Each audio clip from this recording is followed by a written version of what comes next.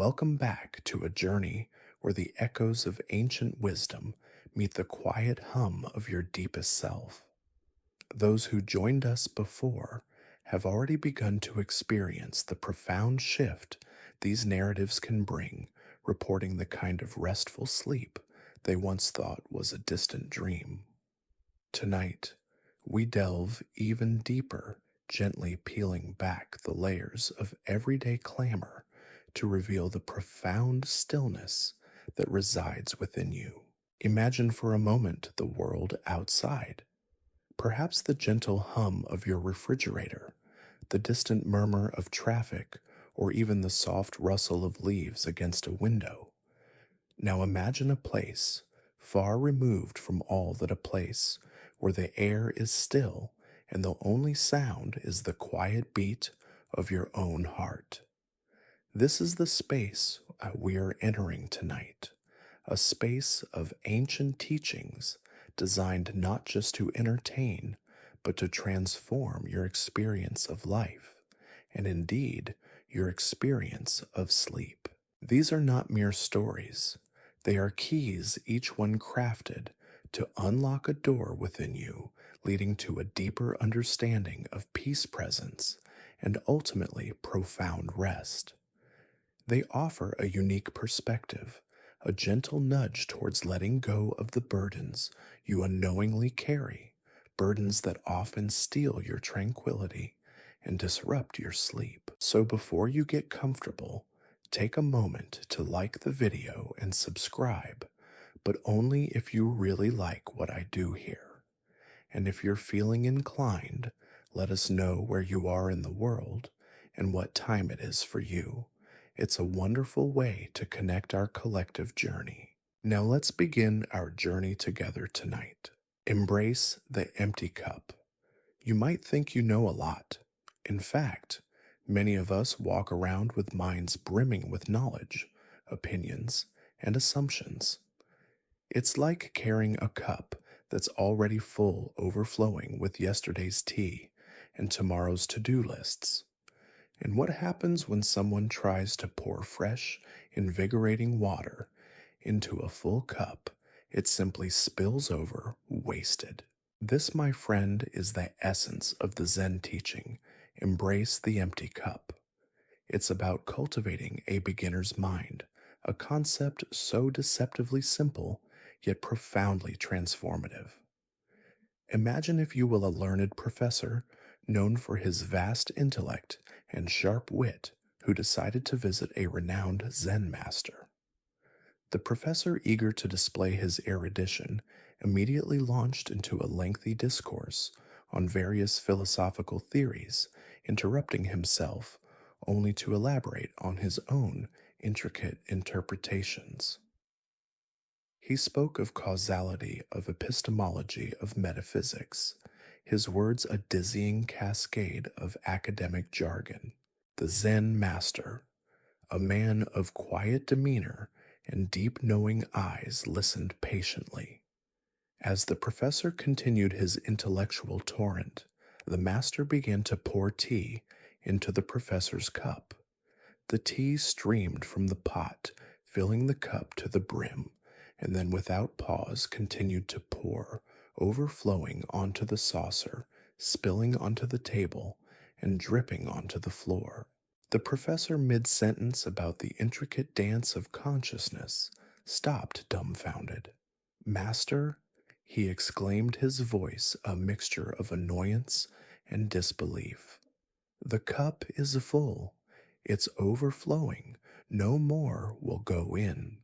The Zen master, still pouring, looked at the professor with a gentle, knowing smile. "Indeed, Senku," he replied, his voice calm as a still pond. "And like this cup, you are also full. How can I possibly teach you anything unless you first empty your cup?" It's a classic Zen koan, a story designed to jolt you out of your conventional way of thinking, to playfully poke at your assumptions. The professor, for all his intelligence, was so filled with his own knowledge and opinions that he couldn't receive anything new. He was so certain of what he knew that he had no room for what he didn't know. And isn't that just like us sometimes?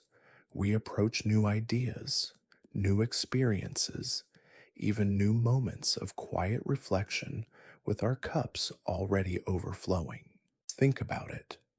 When you try to meditate, does your mind immediately flood with thoughts about dinner, or that email you forgot to send, or that awkward conversation from last week? That's your full cup demanding attention, refusing to make space for the present moment. When you try to unwind before bed, do you find yourself rehashing the day's worries, strategizing for tomorrow, or scrolling through endless feeds of information? Again, the full cup bubbling over with mental clutter, leaving no room for the tranquility needed for deep sleep. Embracing the empty cup isn't about becoming unintelligent or forgetful. It's about cultivating a state of receptivity, a willingness to suspend judgment, to set aside your preconceptions, and to approach each moment with a fresh, open mind. It's about acknowledging that what you think you know might be precisely what's holding you back from truly experiencing what is. Imagine, if you will, approaching your life, your relationships, even your own breath, as if for the very first time. No expectations, no biases, just pure, unadulterated observation. What new details might you notice? What subtle shifts in emotion? What profound insights might emerge from the quiet space you've created?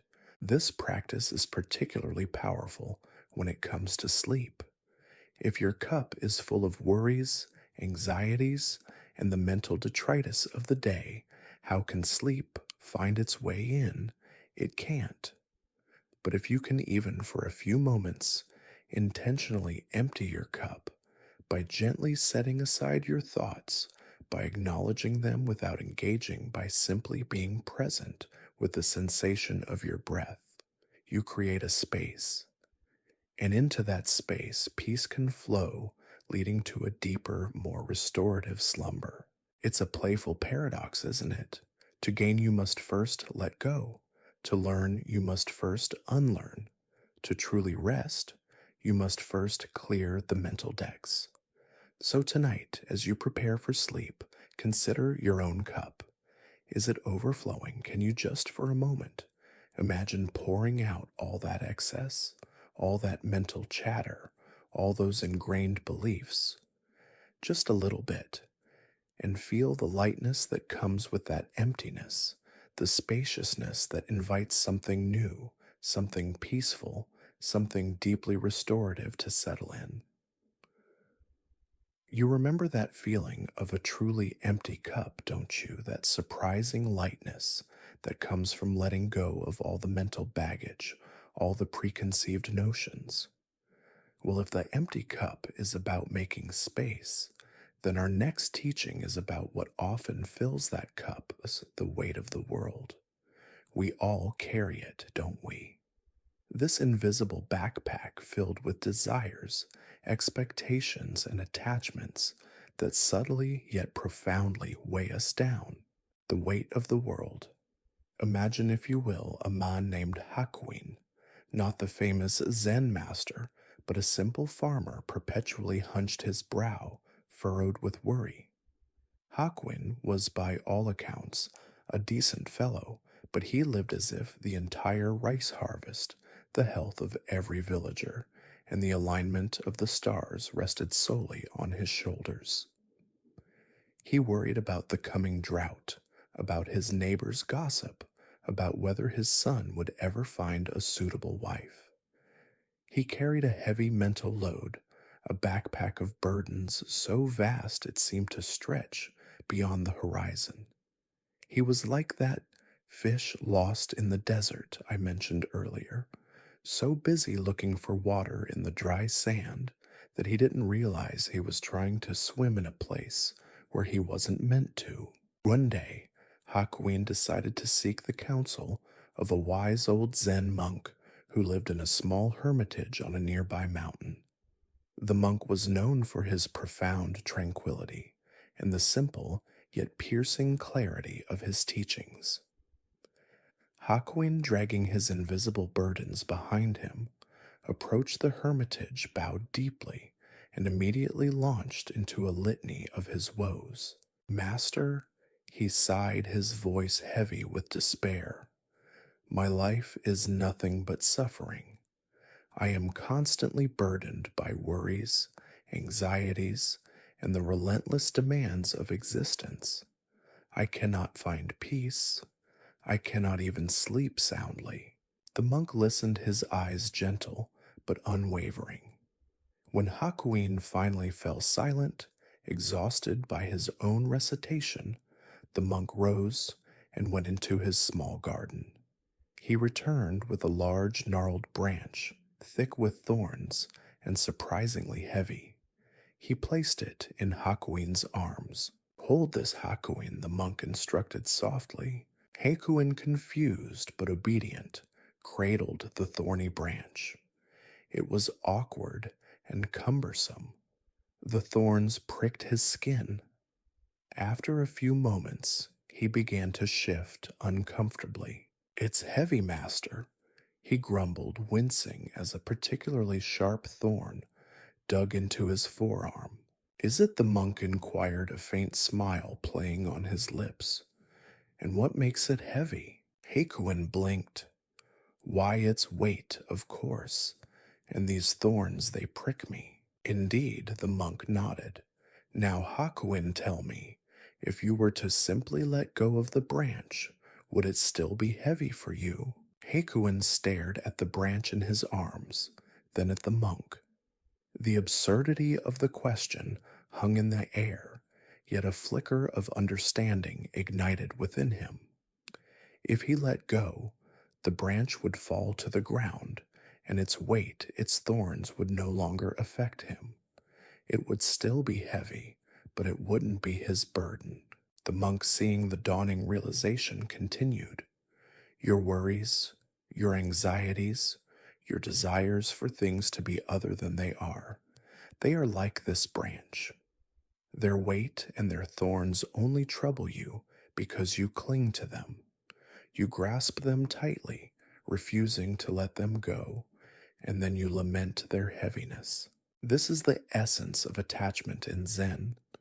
We attach ourselves not only to things we desire, wealth, status, pleasure, but also to things we fear, failure, loneliness, pain.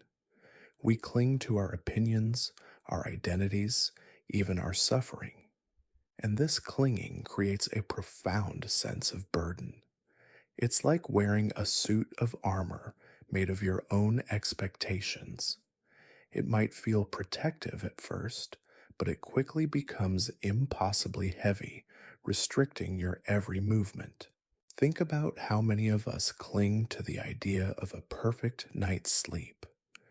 We cling to the expectation that we must fall asleep immediately, that we must sleep for exactly 8 hours, that any deviation from this ideal is a catastrophe.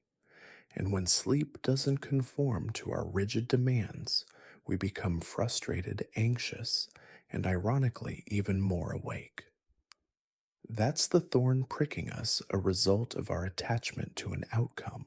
To truly let go isn't about apathy or indifference. It's about recognizing that holding on to things that no longer serve us or clinging to outcomes beyond our control is a self-imposed prison. It's about understanding that peace doesn't come from having things perfectly aligned, but from releasing the need for them to be so. It's about accepting the flow of life, the natural ebb and tide, without constantly trying to dam the river or redirect its course. For Hakuin, the realization was a profound release.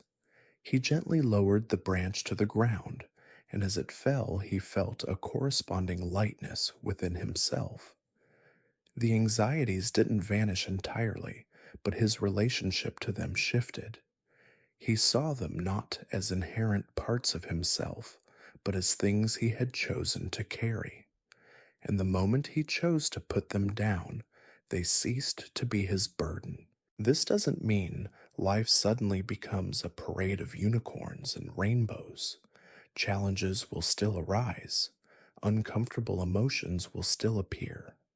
But when you don't cling to them, when you don't grasp them as mine and refuse to let them go, their power to disturb your inner peace diminishes. You become like a clear lake, allowing leaves to float upon your surface without trying to grasp, each one allowing them to drift away with the current. Tonight, as you settle down, consider what branches you might be clinging to. Is it the memory of a past slight, the worry about tomorrow's presentation, the desire for perfect silence? Just for a moment, playfully imagine opening your hands, unclenching your mental grip. Feel the phantom weight lift, the thorns retract. There's a spaciousness that emerges from this simple act of surrender, a lightness that invites you to drift, unburdened, into the arms of deep, restorative sleep.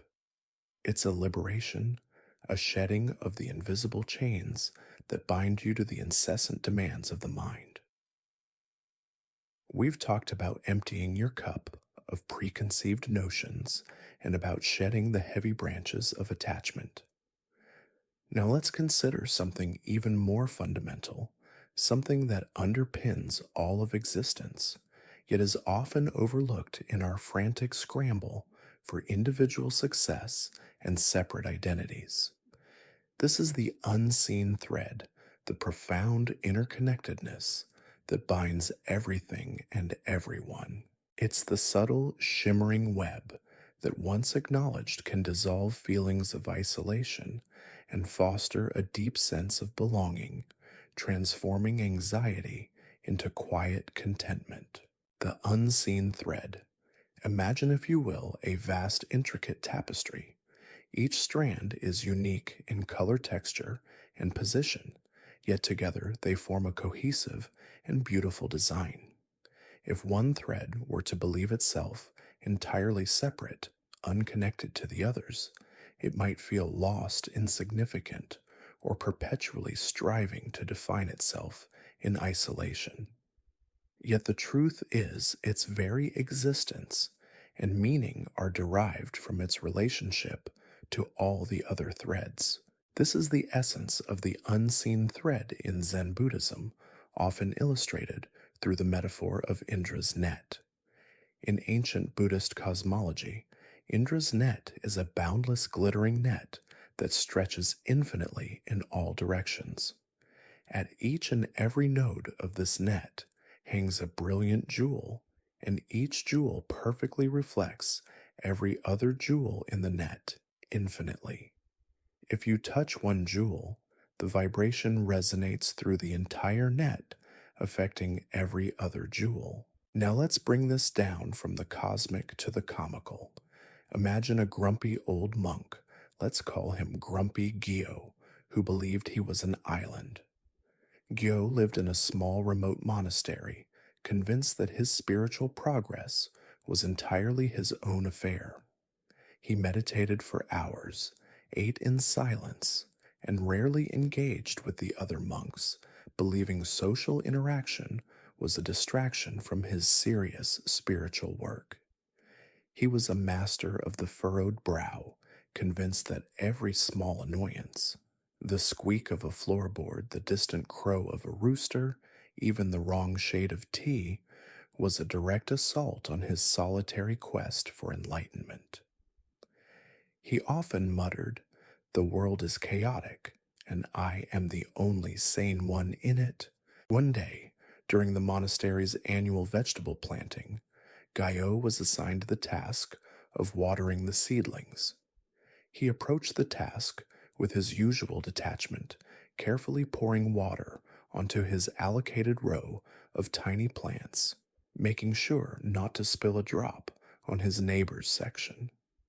My plants, he thought, my responsibility. Their plants are their problem. Suddenly, the head monk, a jovial man named Jikai, approached Gyo carrying a bucket of murky, stagnant water. Jikai, with a twinkle in his eye, accidentally tripped, sending a splash of the foul water onto Gyo's pristine, newly watered seedlings. Gyo gasped, horrified. Master Jikai, he exclaimed, his face contorted in disgust. What have you done? My seedlings are ruined. That water is putrid. This is a disaster. He stood there, fuming, his sense of personal violation palpable. Jikai, however, merely chuckled. Perhaps Gyo, he said, gesturing around the garden. But tell me, where does the water for your plants truly come from? Does it not flow from the same stream that feeds the entire garden? Does the sun that nurtures your seedlings not also warm your neighbors? And does the soil that cradles your roots not also support the roots of every other plant here? Gio looked around. He saw the network of small irrigation ditches connecting all the rows. He saw the shared sunlight. He heard the distant rush of the stream which fed the entire monastery's water supply. He began to see that his individual patch, which he had so fiercely protected as his, was inextricably linked to every other patch, to the stream, to the sun, to the very earth beneath his feet. And if the stream became polluted, or the sun failed to shine, his plants would suffer, regardless of how meticulously he tended them in isolation. Even his own anger, which he tried to contain within himself, was a ripple affecting the atmosphere of the entire garden.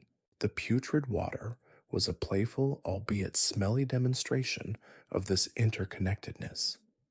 Jikai wasn't trying to ruin Gyo's plants. He was challenging Gyo's deeply ingrained belief in absolute separation. He was showing Gyo that what affects one affects all. The disaster wasn't the water. It was Gyo's clinging to the illusion of his separate, isolated self. Understanding the unseen thread isn't about becoming a communal sponge, absorbing everyone else's problems. It's about recognizing that your well being is intrinsically linked to the well being of others and to the health of the world around you. When you truly grasp this, the heavy burden of me versus the world begins to dissolve. You realize you are not alone, adrift in a vast, indifferent cosmos. You are a unique and vital jewel in Indra's net, reflecting and being reflected by countless others. This realization can bring profound comfort, especially when anxiety tries to isolate you in its chilly embrace. When you feel overwhelmed, remember the unseen thread. Remember that you are part of something vast and beautiful. Your breath connects you to the trees, the water you drink connects you to the rivers, and the kindness you offer ripples out, touching lives you may never know. When you struggle to sleep, feeling disconnected and alone in your thoughts, consider this thread. Your very existence is a testament to countless connections, the food you ate, the shelter you have, the air you breathe. By simply acknowledging these connections, by allowing yourself to feel part of this larger tapestry, you can release the grip of isolation. You can let go of the need to fight every battle alone because you are not alone. You are part of an infinite, shimmering network. And as you feel yourself settle into this vast web of existence, you can drift into a sleep that is not just personal rest, but a gentle surrender to the universal flow of feeling of being perfectly held and connected. We've explored the refreshing emptiness of an open mind and the liberating release from attachment's heavy grip, even how everything is connected by that unseen thread. Now let's talk about how those grand cosmic ideas actually trickle down into your everyday life, much like a single pebble creating ripples across an entire pond. This is the teaching of a pebble in the pond, demonstrating that even the smallest, most mindful actions can have far reaching effects, both within you and in the world around you. A pebble in the pond. Imagine, if you will, a perfectly still pond on a crisp, quiet morning. The surface is like glass reflecting the sky, and the trees with absolute clarity. Now picture dropping a tiny pebble into that pond. It seems insignificant, doesn't it? Just a little stone. But what happens the moment it touches the water? A ripple forms, expanding outwards in ever widening circles, eventually reaching the farthest edges of the pond, disturbing every reflection, every surface. This is a beautiful metaphor for the power of small mindful actions. We often feel overwhelmed by the sheer scale of our problems or the magnitude of the goals we want to achieve. We think, what difference can I make?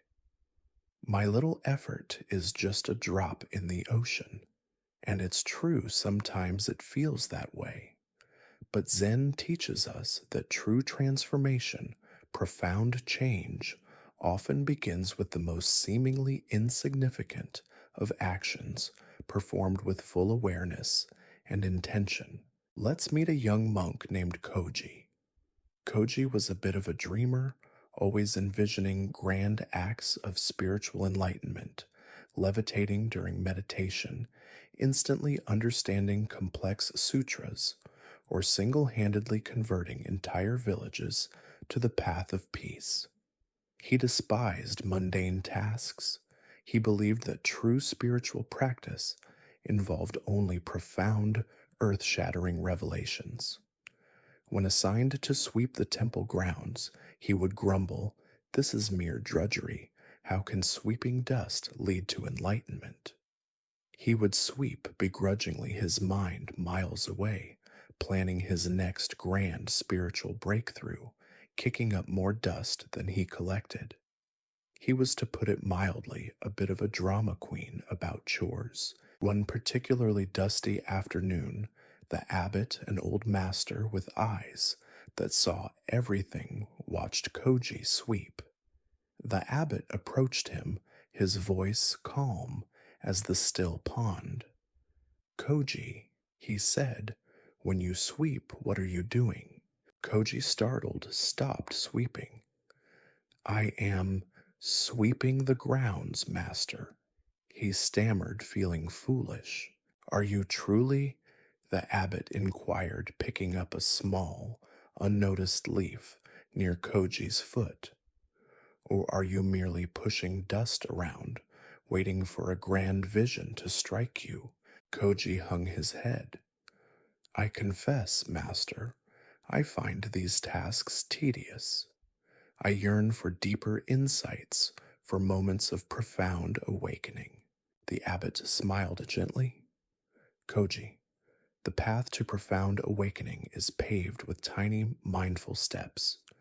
The universe does not reveal its secrets only in thunderous pronouncements. It whispers them in the rustle of a broom, in the warmth of a teacup, in the feeling of cool water on your hands. Each sweep of your broom, performed with full awareness, is an act of purification, not just of the grounds, but of your own mind. Each deliberate movement is a meditation in itself. Every leaf you collect, every stone you clear, makes a difference not just to the cleanliness of the temple, but to the clarity of your own perception." He continued, "Imagine that each mindful sweep is like dropping a pebble into a pond. The immediate effect is small, yes, but that ripple of attention, that intention to be present, expands. It touches your breath, calming it. It touches your thoughts, quieting them. It touches the air around you, bringing a subtle peace. And that peace, in turn, touches those around you, even if they are unaware of its source. The seemingly insignificant act, performed with complete presence, generates a profound, far reaching effect. Koji, for the first time, looked at his broom not as a tool of drudgery, but as an extension of his own mindful intention. He began to sweep differently. He felt the weight of the broom in his hands, heard the rhythmic rasp of the bristles against the stone, saw each speck of dust being gathered. He focused on the task entirely, his mind no longer wandering to grand visions, but rooted in the present moment of sweeping. And as he did, he noticed something remarkable. The act itself, once tedious, became a form of peace. His mind became clearer, his breath steadier. He found himself sweeping not just the dust, but the agitation from his own mind. This is the power of the pebble in the pond. It's about understanding that even the smallest, most routine actions, brushing your teeth, drinking a glass of water, walking across a room, when performed with mindfulness, can become portals to profound presence. They can be your pebbles. Each time you bring full attention to a simple act, you drop a pebble into the pond of your consciousness. The ripple effect is undeniable: reduced stress, increased clarity, a deeper connection to the present moment. Consider your sleep tonight. Often we expect sleep to just happen. But what if you were to approach your pre sleep routine with the intention of dropping pebbles, the act of turning off your phone, not with a frustrated sigh, but with conscious intention to disconnect? The act of settling into bed, not as a collapse of exhaustion, but as a deliberate embrace of rest. The act of taking a single slow, deep breath, feeling the air fill your lungs, and gently release without judgment. Each of these is a tiny pebble sending ripples of calm through your nervous system, inviting your body and mind to prepare for deep restorative sleep. Don't underestimate the power of the small. The grand transformations you seek in your life, including that elusive deep sleep, are built brick by mindful brick, one small intentional action at a time. Be the pebble. Watch the ripples spread. We've learned that even the smallest, most mindful actions can create profound ripples like a pebble in a pond. But what about the source of all those ripples, the incessant chattering voice inside our heads? Yes, the monkey mind's dance. This teaching dives into the restless nature of our thoughts, showing us how to observe them without judgment, turning inner chaos into quiet stillness. The monkey mind's dance. Imagine, if you will, a bustling marketplace in ancient Japan. Vendors are shouting, children are laughing, dogs are barking, and 1,000 different sounds and sights clamor for your attention. Now imagine a mischievous monkey let loose in that very marketplace. It swings from stall to stall, grabs a piece of fruit here, an interesting trinket there, chattering excitedly, never settling on one thing for more than a fleeting moment. Its attention darts from one distraction to the next, agitated and ceaseless. This, my friend, is a perfect, albeit slightly chaotic analogy for what Zen masters call the monkey mind, or Xinyuan in Chinese. It's that ceaseless torrent of thoughts, worries, plans, memories, judgments, and random ideas that swing through our consciousness, rarely staying still.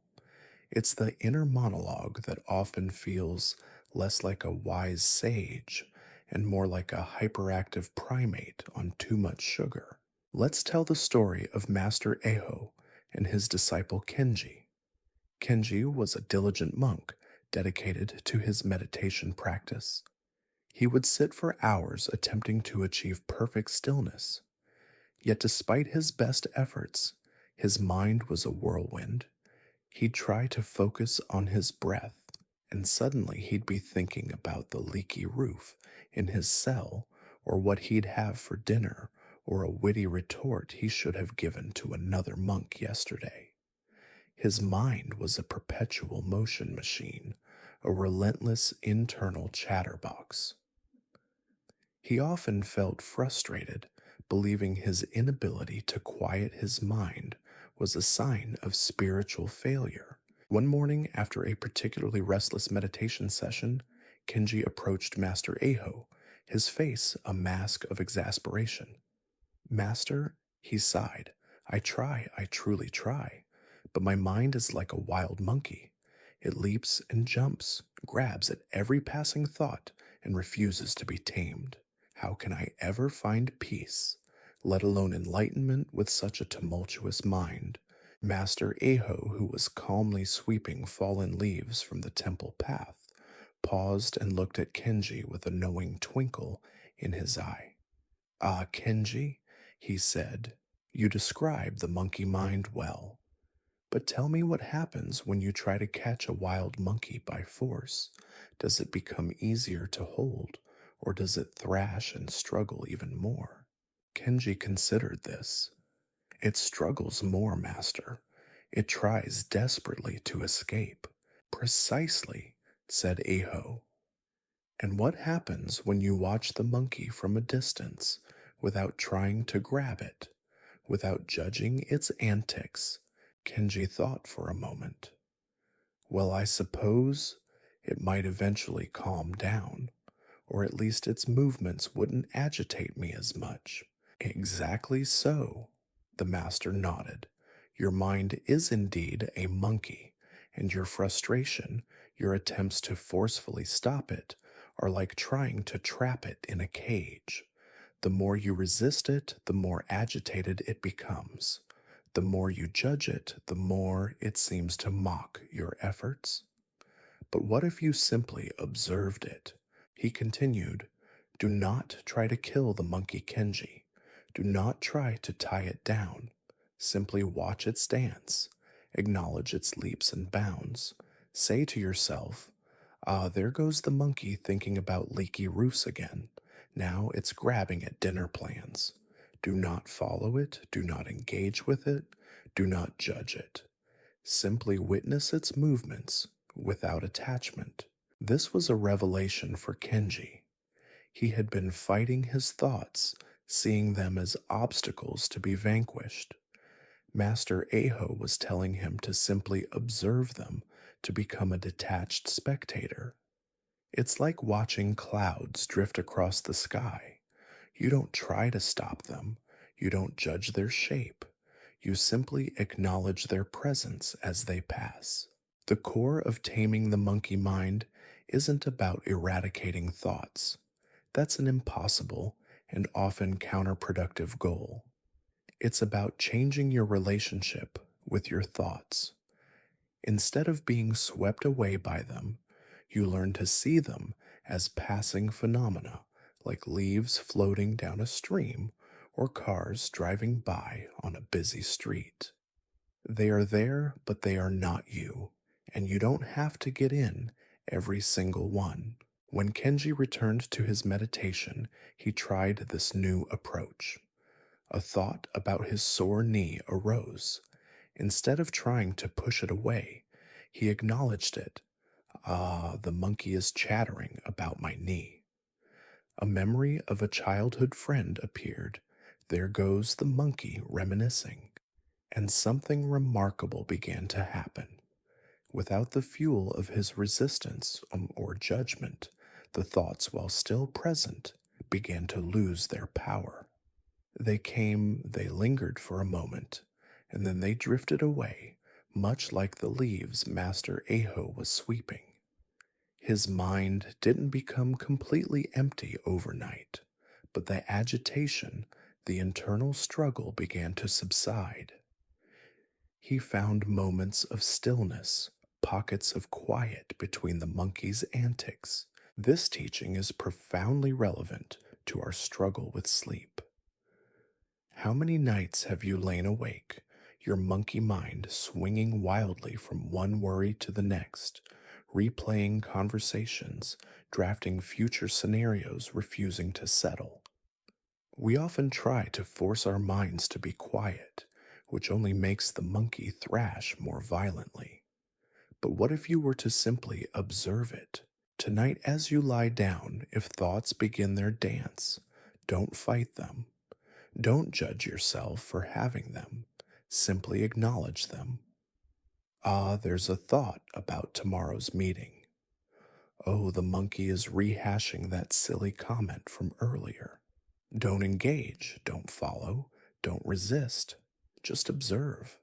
Imagine your thoughts as clouds in the sky or cars passing by your window. You are the silent observer, the still point. As you practice this gentle observation, you'll find that the monkey, no longer fueled by your struggle, begins to slow its dance. Its chattering will soften its leaps, will become less frantic, and you will discover a profound, restful stillness that allows for the deepest, most rejuvenating sleep. We've learned to observe the monkey mind's dance without getting caught in its frantic rhythm, understanding that stillness comes from detachment, not forceful suppression. Now let's delve into an even more counterintuitive Zen, teaching the art of not doing. It might sound lazy, even absurd in a world that constantly demands action, achievement, and endless productivity. But this isn't about idleness. It's about understanding that sometimes surrendering control and allowing things to unfold naturally can lead to greater effectiveness, profound peace, and less stress. The art of not doing. Imagine a skilled carpenter trying to force a square peg into a round hole. He pushes, he pulls, he hammers with all his might, grunting and sweating, convinced that with enough effort, he can make it fit. But the peg remains stubbornly square, and the hole defiantly round.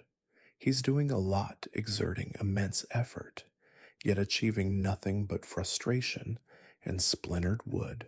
This is often how we approach life, isn't it? We push, we strive, we force, believing that more effort, more doing will always lead to the desired outcome. Zen, however, introduces us to the concept of wu wei, pronounced wu wei, often translated as non-action or effortless action. It's not about doing nothing at all, but about acting in alignment with the natural flow of things without forcing or resisting. It's like a boat that drifts effortlessly with the current rather than fighting against it. Let me tell you about Master Ryokan, a Zen poet and calligrapher known for his gentle wisdom and eccentric ways. Ryokan often lived a solitary life, far from the bustling world, finding joy in the simplest things, the rustle of leaves, the beauty of a stone, the quiet practice of his art. One day, a zealous young student named Taro came to him, brimming with ambition. Taro wanted to become a great calligrapher, the best in all of Japan.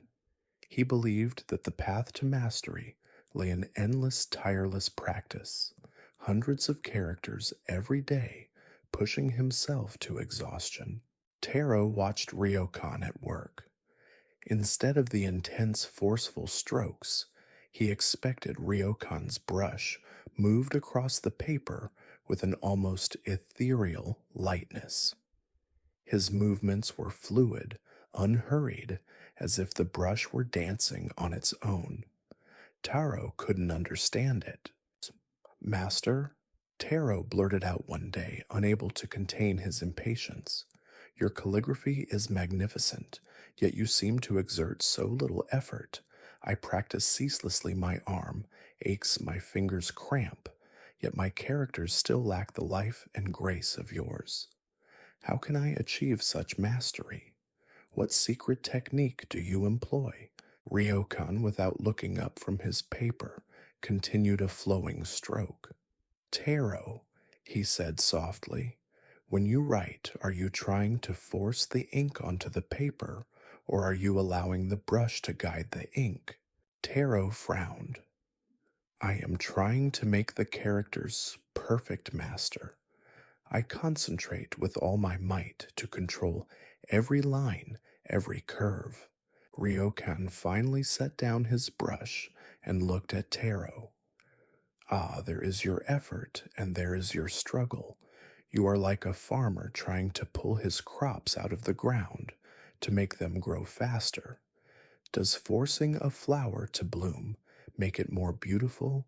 Does tugging at a river make it flow faster? He continued, the art of calligraphy, like the art of life, is not about forcing. It is about allowing. It is about becoming one with the brush, one with the ink, one with the paper. When you try to control too much, you create resistance. Your mind becomes tense, your body becomes rigid, and the natural flow is obstructed. The secret tarot is not to do more, but to allow more. To trust the inherent wisdom of the brush, to trust the flow of the ink, to trust the stillness within you. When I begin a stroke, Ryokan explained, I do not force the ink. I simply intend the stroke, and then I let the brush fall. The weight of the brush, the flow of the ink, the texture of the paper, they all conspire to create the character. I am merely the conduit. I am not doing yet, the doing happens. Taro, initially bewildered, began to observe Ryokan with a new understanding. He saw that Ryokan wasn't passive, he was supremely present. But his actions flowed from a place of deep relaxation and intuitive understanding, not from frantic effort. When Taro later tried to imitate this, he found that when he loosened his grip on the brush, relaxed his shoulder, and simply allowed the strokes to happen, his characters, though still imperfect, began to possess a newfound grace and energy. He was less exhausted, and surprisingly, his calligraphy improved. This principle of not doing, or effortless action, is a powerful antidote to the constant striving that defines much of modern life. We are told to make things happen, to take control, to hustle. But sometimes, the most effective path is to step back, release the reins, and trust the process. Think about sleep. How often do we try to sleep? We try to clear our minds. We try to relax. We try to force ourselves into slumber. And what happens? The more we try, the more elusive sleep becomes. It's like trying to grab a handful of water. The harder you squeeze, the more it slips through your fingers. The art of not doing in the context of sleep is about surrender. It's about letting go of the need to sleep, the effort to sleep, the control over sleep. It's recognizing that sleep isn't something you do. It's something that happens when you create the right conditions and then get out of its way. Tonight, instead of trying to sleep, practice the art of not doing. Don't force your breath, simply observe it. Don't try to empty your mind. Simply allow thoughts to pass without engaging them. Don't strive for relaxation. Simply allow your body to soften bit by bit. Imagine yourself like Ryokan's brush, not forcing the ink, but allowing the stillness to flow through you, creating a masterpiece of rest. Release the grip of control and allow yourself to gently drift without effort into the deep restorative slumber that awaits you. We've learned to release our grip through the art of not doing allowing rather than forcing. Now let's explore a teaching that at first glance seems utterly paradoxical, suffering's sacred garden. In a world that often teaches us to avoid pain at all costs, Zen invites us to look deeply into suffering, not to wallow in it, but to discover the profound growth wisdom and unexpected beauty that can blossom from its seemingly barren ground. Suffering's secret garden. Imagine a gardener who only celebrates the vibrant blooms and ignores the dirt, the thorns, and the harsh winters that are also essential parts of the garden's cycle. He tries to eliminate every weed, every rough patch, convinced that true beauty lies only in perfection. But a wise gardener knows that the richest soil is often born from decay, that the strongest roots grow through struggle, and that the most resilient plants have weathered many storms. This is the essence of understanding suffering in Zen Buddhism. It's not about being a masochist or seeking out pain. It's about recognizing that suffering in all its myriad forms, anxiety, loss, frustration, illness, even boredom, is an inescapable part of the human experience. And crucially, it can be a profound teacher, a secret garden where unexpected insights flourish if only we are willing to tend to it with awareness rather than constantly trying to escape it. Let me tell you about a young woman named Akari who lived in a small village nestled by a turbulent river. Akari was a perfectionist.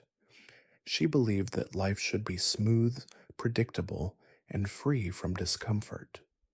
When things went wrong, a bad harvest, a lost item, a harsh word from a neighbor, Akari would become consumed by despair.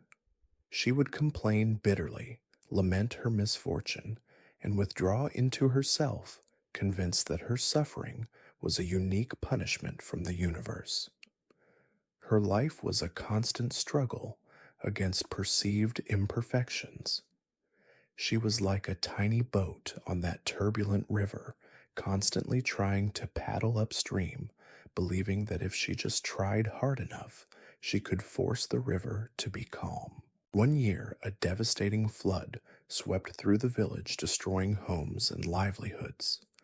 Akari's own small house was badly damaged, and her meticulously tended garden was reduced to a muddy wasteland.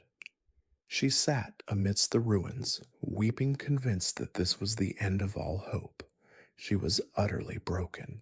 An old Zen nun, who had lost even more than Akari, but still carried a serene presence, came to sit beside her. Akari, the nun said gently, I see your tears. Your pain is real. But tell me, when the great flood came, what did it take away? Akari sobbed, everything, master. My home, my garden, my peace. I have nothing left. The nun nodded. Indeed, it took away much. But tell me, what did it reveal? Akari looked up bewildered.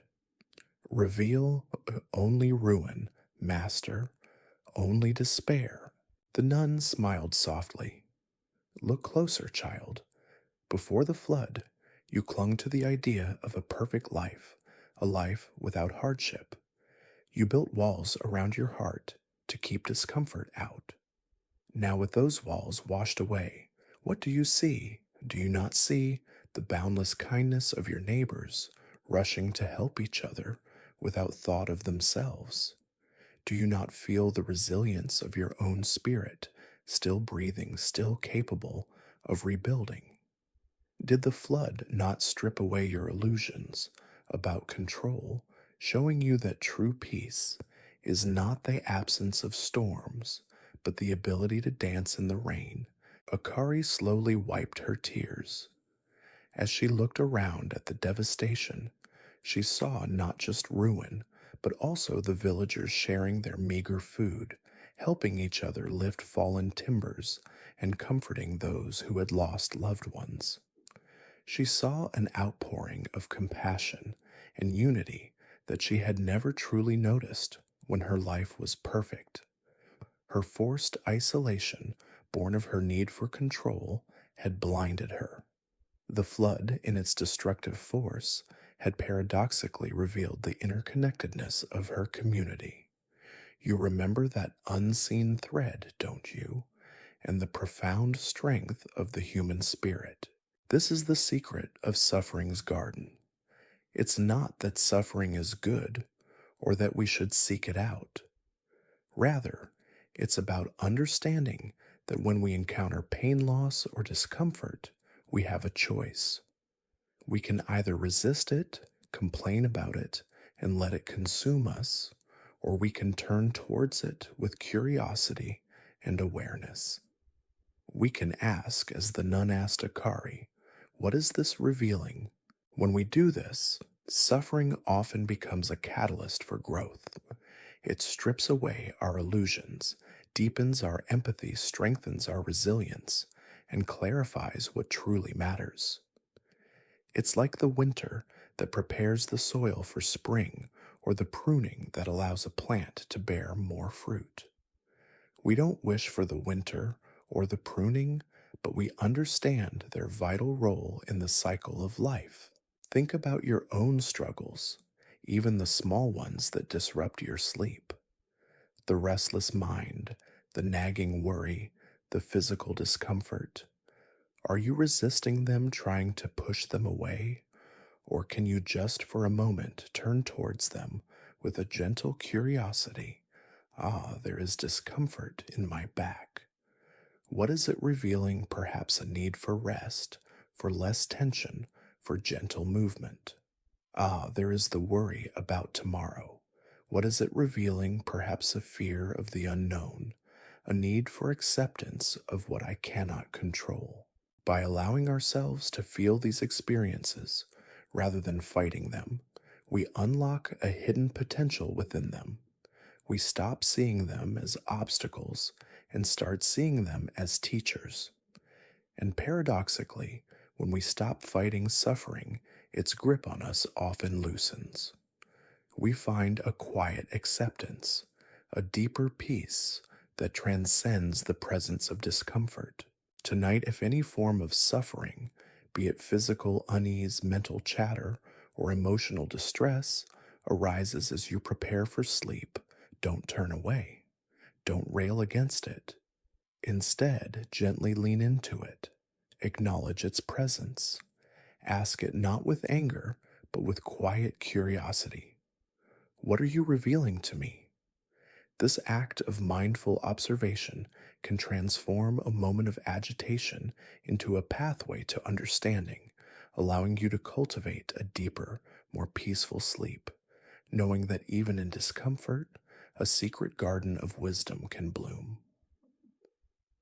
We've seen how even suffering can be a secret garden yielding wisdom when approached with mindful curiosity. Now let's pivot to a teaching that speaks to the strength found not in rigidity, but in yielding the bamboo's bend.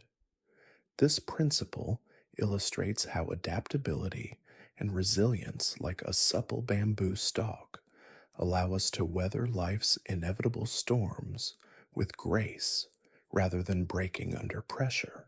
The bamboos bend. Imagine, if you will, a powerful storm raging. The wind howls, tearing through the landscape. A mighty oak tree with its unyielding trunk and rigid branches stands firm against the gale. It resists, it pushes back, it defies the force of the wind.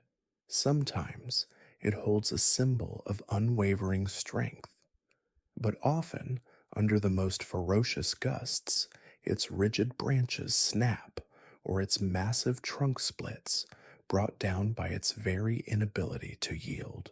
Now look at the bamboo. It doesn't fight the wind. As the gale intensifies, the bamboo stalk bends gracefully, bowing, allowing the wind to pass over and around it. It sways, it dips, it dances with the storm, and when the wind finally subsides, the bamboo springs back unharmed, often stronger for having weathered the tempest by simply yielding. It is a symbol of a different kind of strength, one found in flexibility rather than forceful resistance. This is the essence of the bamboo's bend in Zen. It's about flexibility, adaptability, and resilience in the face of life's challenges. We often hold on to our plans, our expectations, our ideas of how things should be, with the rigidity of an oak tree. And when reality inevitably throws a curveball, when the unexpected storm arrives, we become frustrated, stressed, and even break under the pressure because we refuse to bend. Let's consider the story of Master Hoshin and his ambitious student Ren. Ren was a brilliant young scholar, meticulous in his studies and rigid in his routines. He planned every hour of his day, every meal, every meditation session, convinced that strict adherence to his schedule was the only path to spiritual progress. He abhorred disruption. If a schedule change occurred or an unexpected visitor arrived, Ren would become agitated, his carefully constructed world thrown into disarray. He was like a stick in the mud trying to hold the entire river still. One bitterly cold winter, an unusually heavy snowfall blanketed the monastery, trapping the monks inside for several days. Ren's meticulously planned schedule was utterly shattered. The usual paths were impassable, outdoor chores impossible, and even the communal meditation hall became too cold to sit in for long periods. Ren was beside himself with frustration. He paced his cell, muttering about wasted time and disrupted practice. He felt his spiritual progress grinding to a halt. Master Hoshin, observing Ren's distress, called him. Ren, he said, his voice as calm as the newly fallen snow. You seem troubled. What weighs upon your mind? Ren burst out. Master this snow. It has ruined everything. My studies are halted. My meditation is disturbed.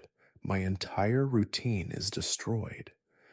How can one possibly progress when life is so unpredictable and uncooperative? Master Hoshin smiled, a warmth in his eyes that belied the biting cold outside. Ren, he replied, do you see the mighty oak outside your window? It stands firm, unwavering. But beneath the weight of this snow, its branches groan, and if the snow continues, some may snap. Now look at the slender bamboo grove nearby. See how it bends under the snow's embrace. It bows lower and lower, accepting the weight, allowing the snow to slide off its flexible stalks, and then springs back when the burden lightens. It does not resist the snow, it moves with it. Your rigid adherence to your schedule, Hoshin continued, is like the oak. When life presents an unexpected snowfall, you resist, you fight, you refuse to bend, and in that resistance, you create your own suffering. The path of Zen is not about imposing your will upon the world, but about learning to flow with its rhythms. It is about being like the bamboo, strong in its roots, yet flexible in its branches. When the external world bends, you bend with it. When the unexpected arises, adapt. This is not weakness. It is the ultimate strength, for that which bends does not break. Ren pondered this. He had always seen flexibility as a sign of weakness, a lack of discipline. But looking at the resilient bamboo, gracefully yielding to the immense weight, he began to understand. He started to adapt. Instead of pacing, he found ways to meditate in his smaller, warmer cell. He used the quiet time to read and reflect, finding new insights in the stillness that enforced isolation brought. He realized that true progress wasn't about sticking to a rigid plan, but about finding peace and wisdom within whatever circumstances arose.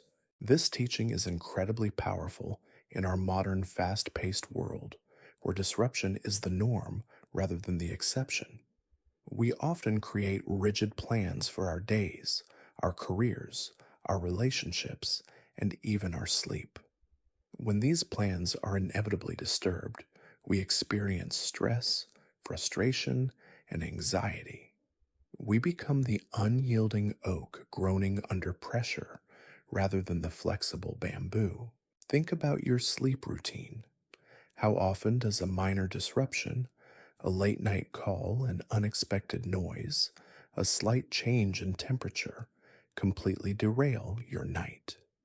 We resist these disturbances, fighting them, getting angry, and in doing so, we prevent ourselves from adapting and finding peace. Tonight, as you prepare for sleep, if life sends a snowfall, a lingering thought, a sudden sound, a feeling of restlessness, don't become the rigid oak.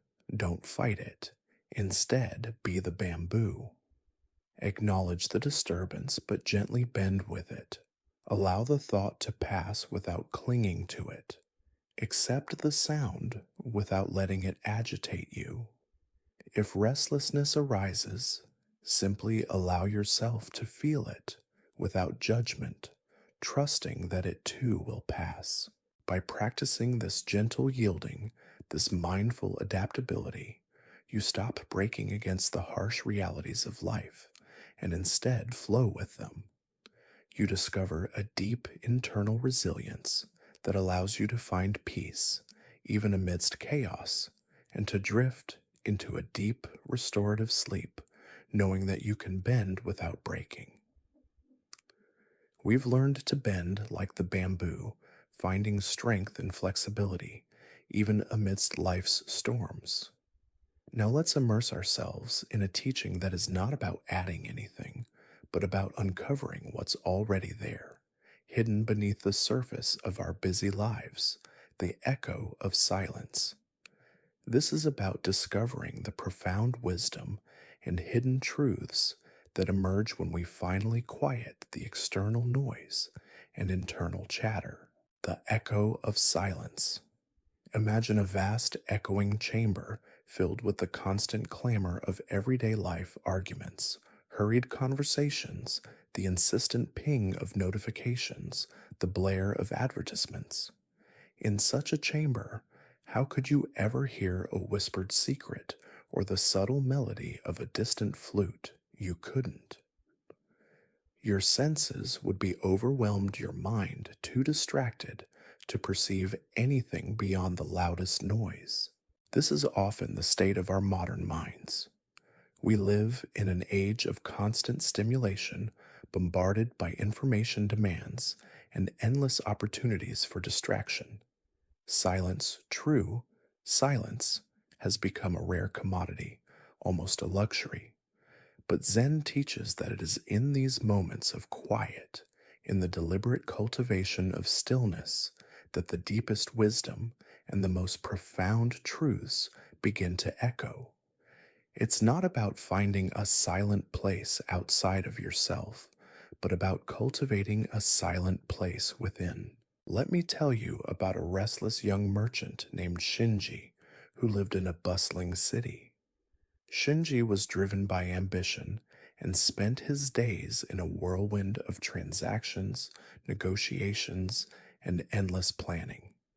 He was perpetually busy, convinced that his worth was measured by his productivity and the constant buzz of his activities. He found silence unbearable, interpreting it as a sign of idleness or a void that needed to be filled. If he wasn't doing something, he felt he was falling behind. His mind was a perpetual motion machine, a mental blender constantly whirring.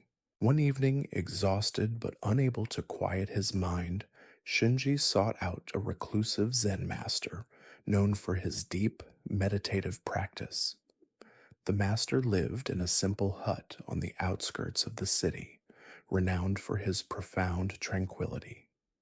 Shinji entered the hut, which was almost entirely bare, and sat before the master, ready to ask his urgent questions about success and escaping the relentless pressure of his life. But the master said nothing. He simply sat in silence, radiating a profound stillness. Shinji, accustomed to constant chatter, felt increasingly uncomfortable. He shifted, cleared his throat, and fidgeted. The silence stretched vast and unbroken. Shinji wanted to speak to fill the void, to ask his questions, but something in the master's presence held him back. Minutes stretched into what felt like hours. The initial discomfort slowly began to subside, replaced by a strange sense of unfamiliar space. Shinji's own thoughts, initially loud and demanding, began to quiet down as if intimidated by the profound stillness of the master and the room. He heard the faint rustle of leaves outside, the distant chirping of crickets, and then, most surprisingly, the steady rhythm of his own breath. Finally, after a long, long time, Shinji could bear it no more. He whispered, "Master, I came seeking wisdom guidance for my troubled mind, but you have said nothing. How can I learn in this silence?" The master opened his eyes, which held the calm of a deep well. "Shinji," he said, his voice a mere whisper, yet resonant. What have you heard in this silence?" Shinji thought. "At first, only my own impatience, master. Then the sounds outside, and then my own breath, and a feeling of peace I have not known in many years." The master nodded. "The wisdom is not in what I say, Shinji. The wisdom is in what you hear when the noise ceases. When your cup is full of chatter, there is no room for the echo of truth. But when you create space, when you allow for silence, the answers you seek, the peace you yearn for, begin to resonate from within you. It is not an external sound, but an internal echo. The truth is always present, but it cannot be heard amidst the din of your own mind." This story beautifully illustrates the power of silence. It's not an absence of sound, but an opportunity for deeper listening to ourselves, to the subtle rhythms of life, and to the wisdom that resides beyond words. In our modern lives, we are often terrified of silence because it forces us to confront our own internal landscape, to face the very thoughts and feelings we often try to outrun with busyness. But just as Shinji discovered, when we allow for silence, the initial discomfort gives way to revelation. The monkey mind, deprived of external stimulation, and the fuel of our resistance, begins to slow its dance. We start to hear the echoes, insights, forgotten memories, intuitive nudges, and a deeper connection to our true selves. For sleep, the implication of this teaching is profound. We often fill our pre-sleep hours with noise, television, social media, frantic reading, precisely because we fear the silence that might bring forth our anxieties or the day's unresolved issues. But by constantly filling that space, we deny ourselves the very thing we need most, the internal stillness that beckons deep sleep. Tonight, as you settle into bed, make a conscious effort to invite silence. Turn off the screens, lower the lights, resist the urge to fill every moment with external input or internal chatter.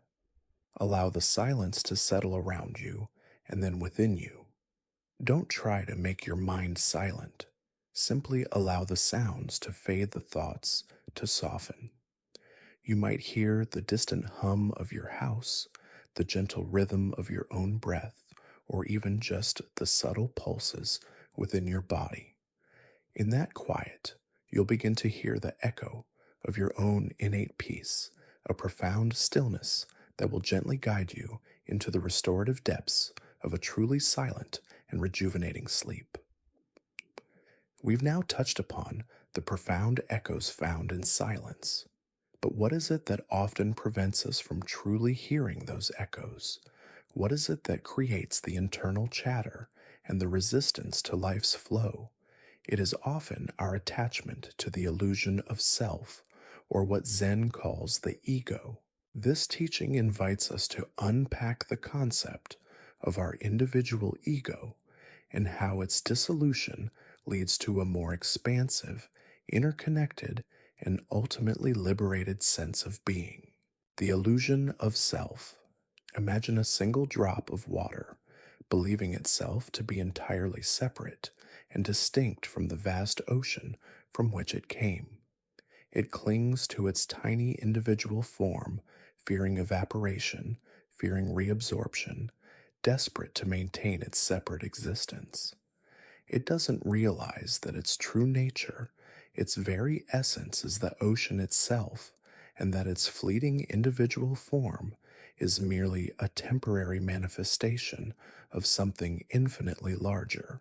This, in essence, is the Zen understanding of the ego, that strong, often noisy sense of I, me, and mine. It's the part of us that creates boundaries, that defines itself through possessions, achievements, opinions, and even suffering. It's the narrative we tell ourselves about who we are, and while it serves a practical purpose in navigating the world, an over identification with it can lead to immense suffering, isolation, and a constant feeling of striving and dissatisfaction. The ego is always trying to be somebody or something, often missing the simple beauty of simply being. Let me share a story about a young monk named Kensho. Kensho was incredibly proud of his intellectual abilities. He devoured sutras, engaged in lengthy philosophical debates, and always sought to be recognized as the most knowledgeable and insightful student in the monastery. He cherished his personal possessions, his refined tastes, and his reputation. He felt he was Kensho, distinct superior, and constantly in need of validation. His spiritual progress, he believed, was a direct result of his efforts, his cleverness. He was constantly polishing his inner mirror, making sure it reflected only the most impressive version of himself. One day, Master Dogen, not that Dogen, but a humble village master, known for his straightforward teachings, asked Kensho to paint a Zen circle, or Enso, which is a symbol of enlightenment, the universe, and the void. Kensho, confident in his artistic skill and his refined aesthetic, set about the task with great deliberation. He chose the finest brush, ground the ink meticulously, and focused intently on creating the most perfect circle imaginable. He worried about every stroke, every wobble, every perceived imperfection. After many attempts, he produced a circle that to him was almost flawless. He presented it to Master Dogen with a flourish, expecting praise. Master Dogen looked at the Enso for a long moment. Then, without a word, he took Kensho's brush, dipped it in ink, and with a single swift, almost effortless stroke, drew his own Enso. It wasn't perfect by conventional standards, a little rough, perhaps not perfectly round, but it possessed an undeniable vitality, a spontaneous energy that Kensho's carefully crafted circle lacked. Kensho, Master Dogen said gently, when you drew your circle, who was drawing? Kensho puffed out his chest slightly. I was master, with great concentration and skill. And when I drew mine, Dogen continued, who was drawing? Kensho looked at the master's circle, then back at his own. He paused, a flicker of confusion crossing his face. He saw the effortless quality of Dogen's stroke, the lack of struggle, the absence of ego. It seemed to have drawn itself. Jiso Master Kensho admitted, it seems no one was drawing. Or perhaps the brush itself was drawing through you. Master Dogen smiled. Precisely. When you draw Kensho with all your I, me, and mine, your ego interferes. You try to force perfection, you worry about judgment, you cling to the idea of a kensho who is a great artist. This effort, this clinging to self, blocks the natural flow. But when there is no I trying to draw, when the brush simply flows through you, then the universe itself draws. The true Enso arises not from your ego, but from the egoless state, from the dissolution of the illusion of self. This was a profound teaching for Kensho.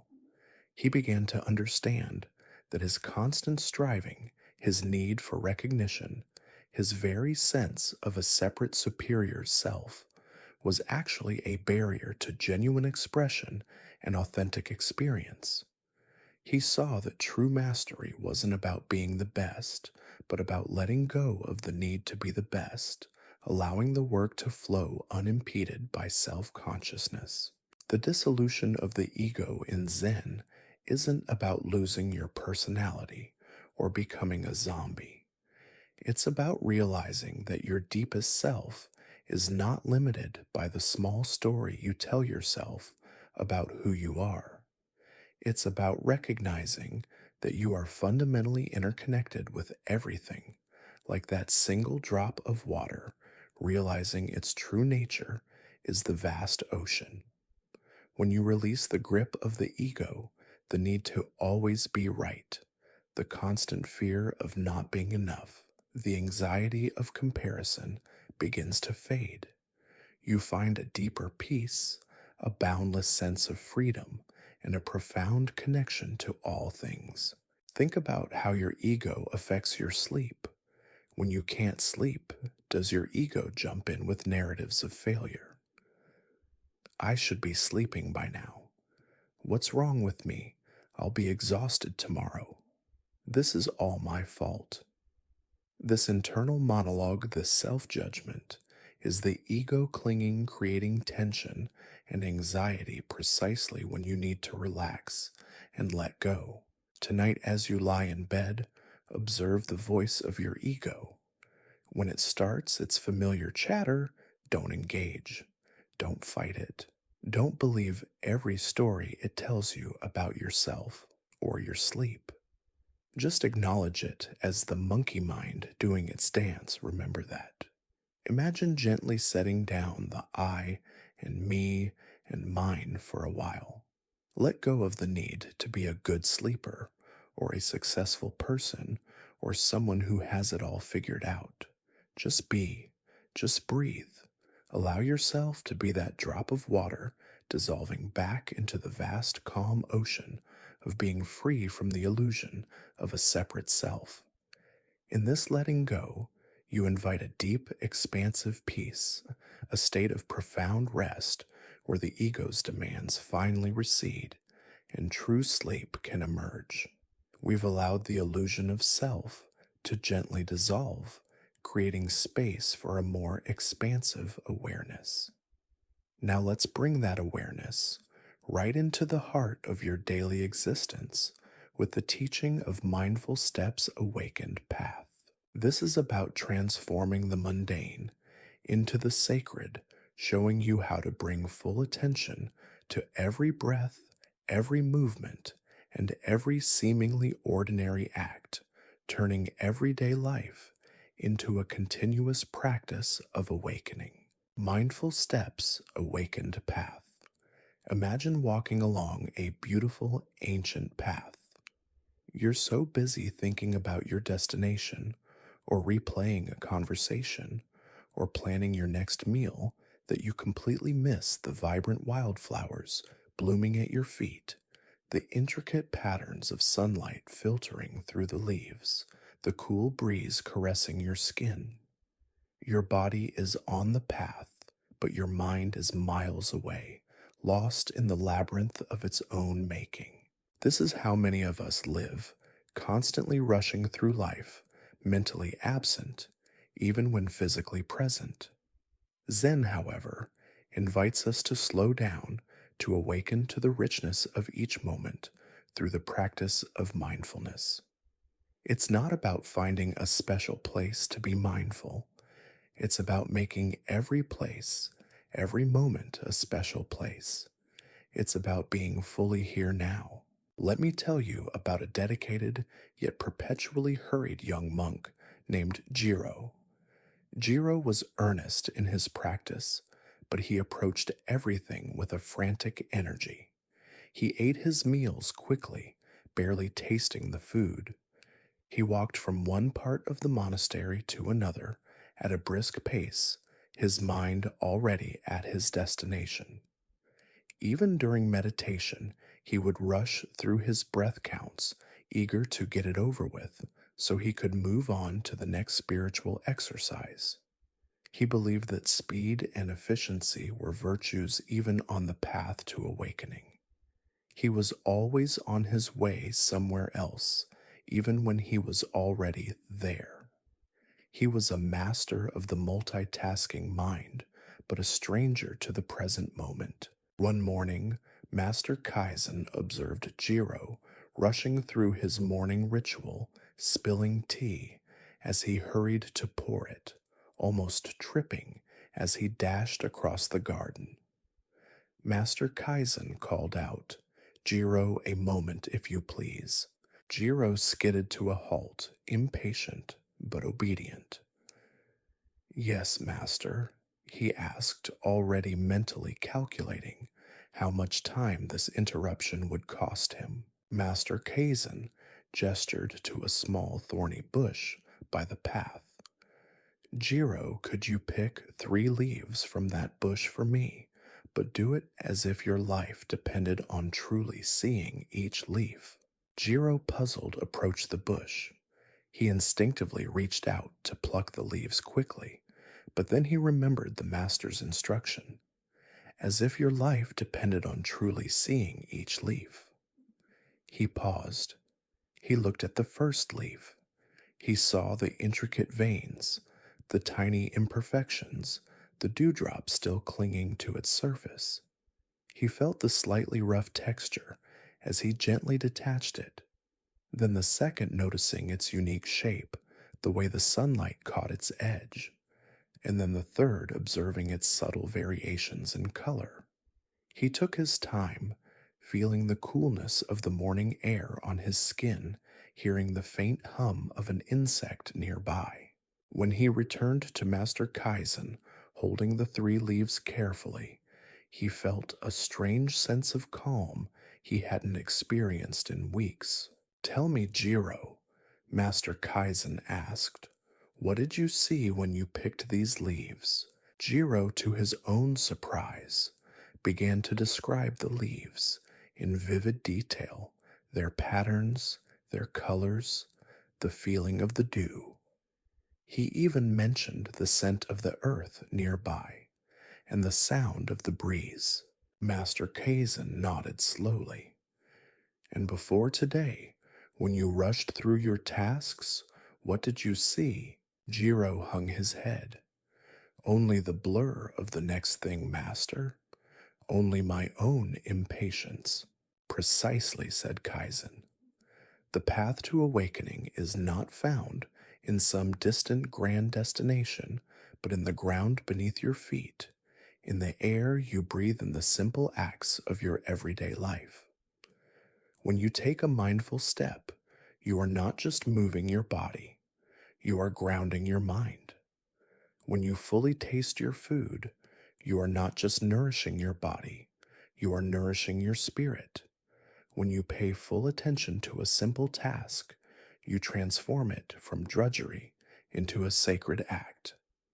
This is the awakened path, realizing that every moment holds the potential for profound presence, if only you choose to be fully there." Jiro began to apply this teaching to everything. He walked more slowly, feeling the connection of his feet to the earth with each step. He ate with greater awareness, savoring each bite. He even cleaned the temple floor with a newfound reverence, feeling the rhythm of the broom, noticing the subtle scent of the wood polish. He realized that his spiritual practice wasn't something separate from his life. It was his life lived with intention and awareness. His internal frantic energy began to subside, replaced by a quiet, grounded presence. This teaching of mindful steps awakened path is a powerful antidote to the chronic stress and anxiety that often plague our sleep. We carry the day's unfinished business, the frantic pace, and the lack of presence right into our beds. But by intentionally slowing down and bringing awareness to even the simplest acts, we begin to unwind the tension and prepare our minds and bodies for deep rest. Tonight, as you begin your pre sleep routine, take mindful steps. When you walk to the bathroom, feel your feet on the floor. When you brush your teeth, notice the sensation of the bristles, the taste of the toothpaste. When you slip into bed, feel the texture of the sheets, the support of your mattress. Take a few mindful breaths, feeling the cool air enter and the warm air leave your body without judgment or effort. Each of these small, deliberate acts of presence is a mindful step that helps to ground your energy, quiet your monkey mind, and guide you onto the awakened path of profound rest. You're not just going to sleep, you're consciously and gently entering a state of deep renewal, one present moment at a time. We've learned to infuse our everyday actions with mindfulness, transforming mundane moments into an awakened path. Now let's turn our attention to the subtle yet profound wisdom found in patience and nurturing, much like a seasoned gardener understands the rhythm of growth. This is the teaching of the gardener's patience, revealing that true progress, whether spiritual or personal, requires time, consistent nurturing, and an unwavering trust in the natural unfolding of things. The gardener's patience. Imagine a young child planting a seed. Full of excitement, they water it constantly, then dig it up every few hours to see if it's growing, only to replant it, then dig it up again. Of course, the seed never sprouts, or if it does, it's quickly damaged by the child's impatience. The child wants it to grow, but their actions are counterproductive. They lack the understanding that growth happens in its own time, often unseen beneath the surface, and that constant interference actually hinders the process. This is a playful yet poignant illustration of our own impatience. In a world that prizes instant gratification and rapid results, we often forget that some of the most profound and meaningful transformations require patience, consistent effort, and a deep trust in the process. We want instant enlightenment, immediate peace, and sleep on demand. But Zen teaches us to cultivate the gardener's patience. Let me tell you about a sincere but terribly impatient young monk named Haruki. Haruki was deeply committed to his Zen practice, but he was always rushing. He expected immediate results from his meditation, swift insights from his studies, and instant enlightenment from his efforts. If he didn't feel profoundly different after a week of intense practice, he would become discouraged, frustrated, and doubt his path. He constantly asked his master, "When will I attain Satori? When will I be enlightened? Why is it taking so long?" He was trying to force the spiritual flower to bloom before its time. One spring morning, Master Dosho, a master known for his profound calm, took Haruki to the monastery's garden. They stood before a small patch of bare earth. "Seiko Haruki," Master Dosho began, "we are going to plant these bean seeds. Tell me, how long will it take for them to sprout?" Haruki, surprised by the sudden lesson in horticulture, thought for a moment. "Perhaps a few days, master, if the conditions are right. And when they sprout," Dosho continued, Can we pull on their stems to make them grow faster? Haruki looked aghast. No, master. That would surely kill them. They must grow in their own time. Indeed, Dosho nodded. And when they do grow and bear beans, can we demand that they bear all their fruit on a single day, or else declare the plant a failure? Of course not, master, Haruki replied. The plant bears fruit over weeks in its own season. Master Dosho turned to Haruki, his gaze gentle but firm. Haruki, your spiritual path is exactly like these bean plants.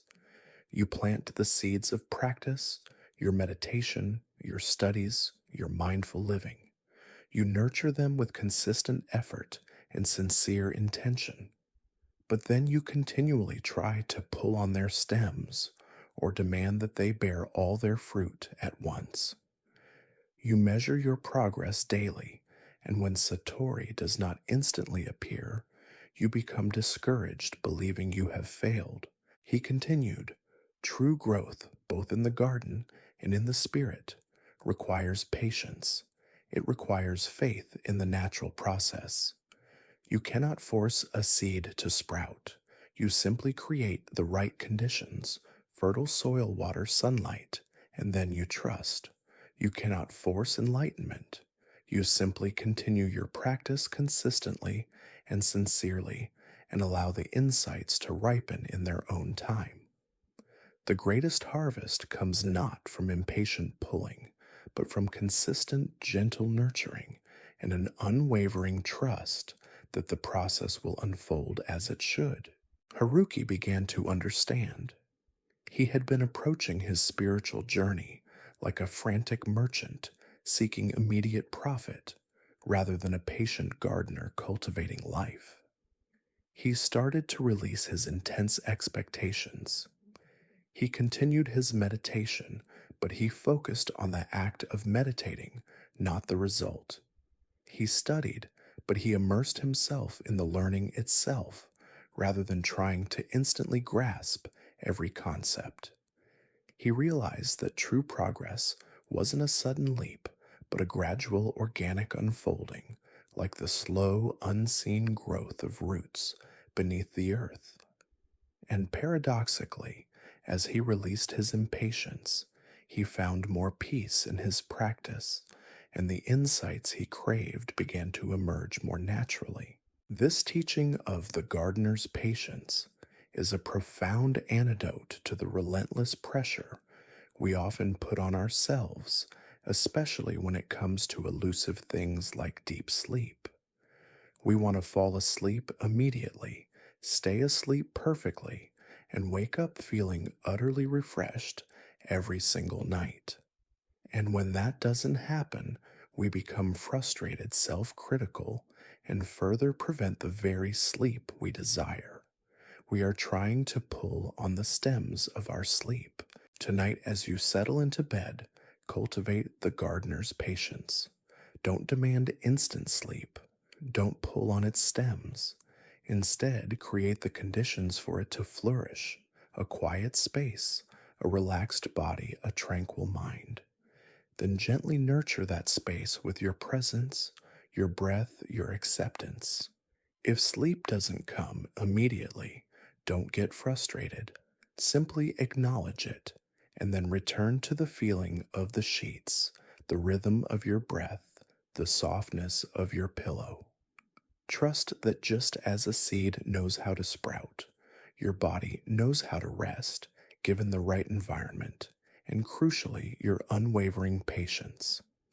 Allow yourself to gently drift, knowing that every moment of patient waiting is nurturing the conditions for a deep, restorative, and naturally unfolding sleep. We've learned the profound wisdom of the gardener's patience, trusting in the natural unfolding of growth. Now let's explore a concept that at its heart aims to liberate us from the very cycles that cause suffering beyond the gate of samsara. This teaching offers insights into transcending the limitations of repetitive patterns of thought and behavior, leading to awakened awareness and a freedom that allows for true peace. Beyond the gate of samsara, imagine, if you will, a hamster on a wheel. It runs and runs, exerting immense effort, believing it's making progress moving forward. But no matter how fast it runs, it remains in the same place, trapped in a continuous, seemingly endless loop. It experiences the same scenery, the same effort, the same destination, nowhere new.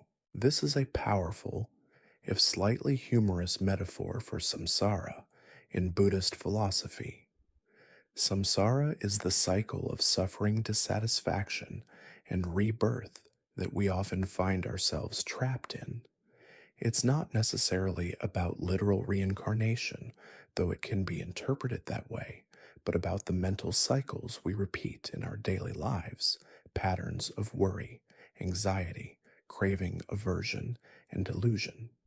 We chase fleeting pleasures, avoid discomfort, cling to what we like, and resist what we don't, only to find ourselves repeating the same emotional and mental loops, leading to continuous dissatisfaction. We are, in essence, running tirelessly on a spiritual hamster wheel. Let me tell you about a scholar named Professor Tanaka. Professor Tanaka was renowned for his vast knowledge of Buddhist texts and his ability to eloquently lecture on the intricacies of samsara. He could describe the cycle of suffering with academic precision, using complex terminology and citing countless ancient scriptures. Yet in his personal life, Professor Tanaka was perpetually stressed. He worried obsessively about his reputation, fretted over every academic paper, and was always comparing himself to his colleagues. He would lecture on detachment, then furiously check his email for praise. He was a master of talking about samsara, but a slave to its relentless pull. One day he visited an old Zen master, Master Hakuin, a different one, of course, just like we have many individuals with the same name but with vastly different wisdom to share. Professor Tanaka, eager to impress, immediately launched into a detailed discourse on the 12 links of dependent origination and the nature of suffering. He spoke for over an hour, his voice filled with intellectual fervor. Master Hakuin listened patiently, his eyes half closed. When Professor Tanaka finally paused out of breath and intellectually spent, Hakuin simply pointed to the small circular gate at the entrance to the monastery garden. Professor Hakuin said, his voice quiet, "Tell me, where is the gate of samsara?"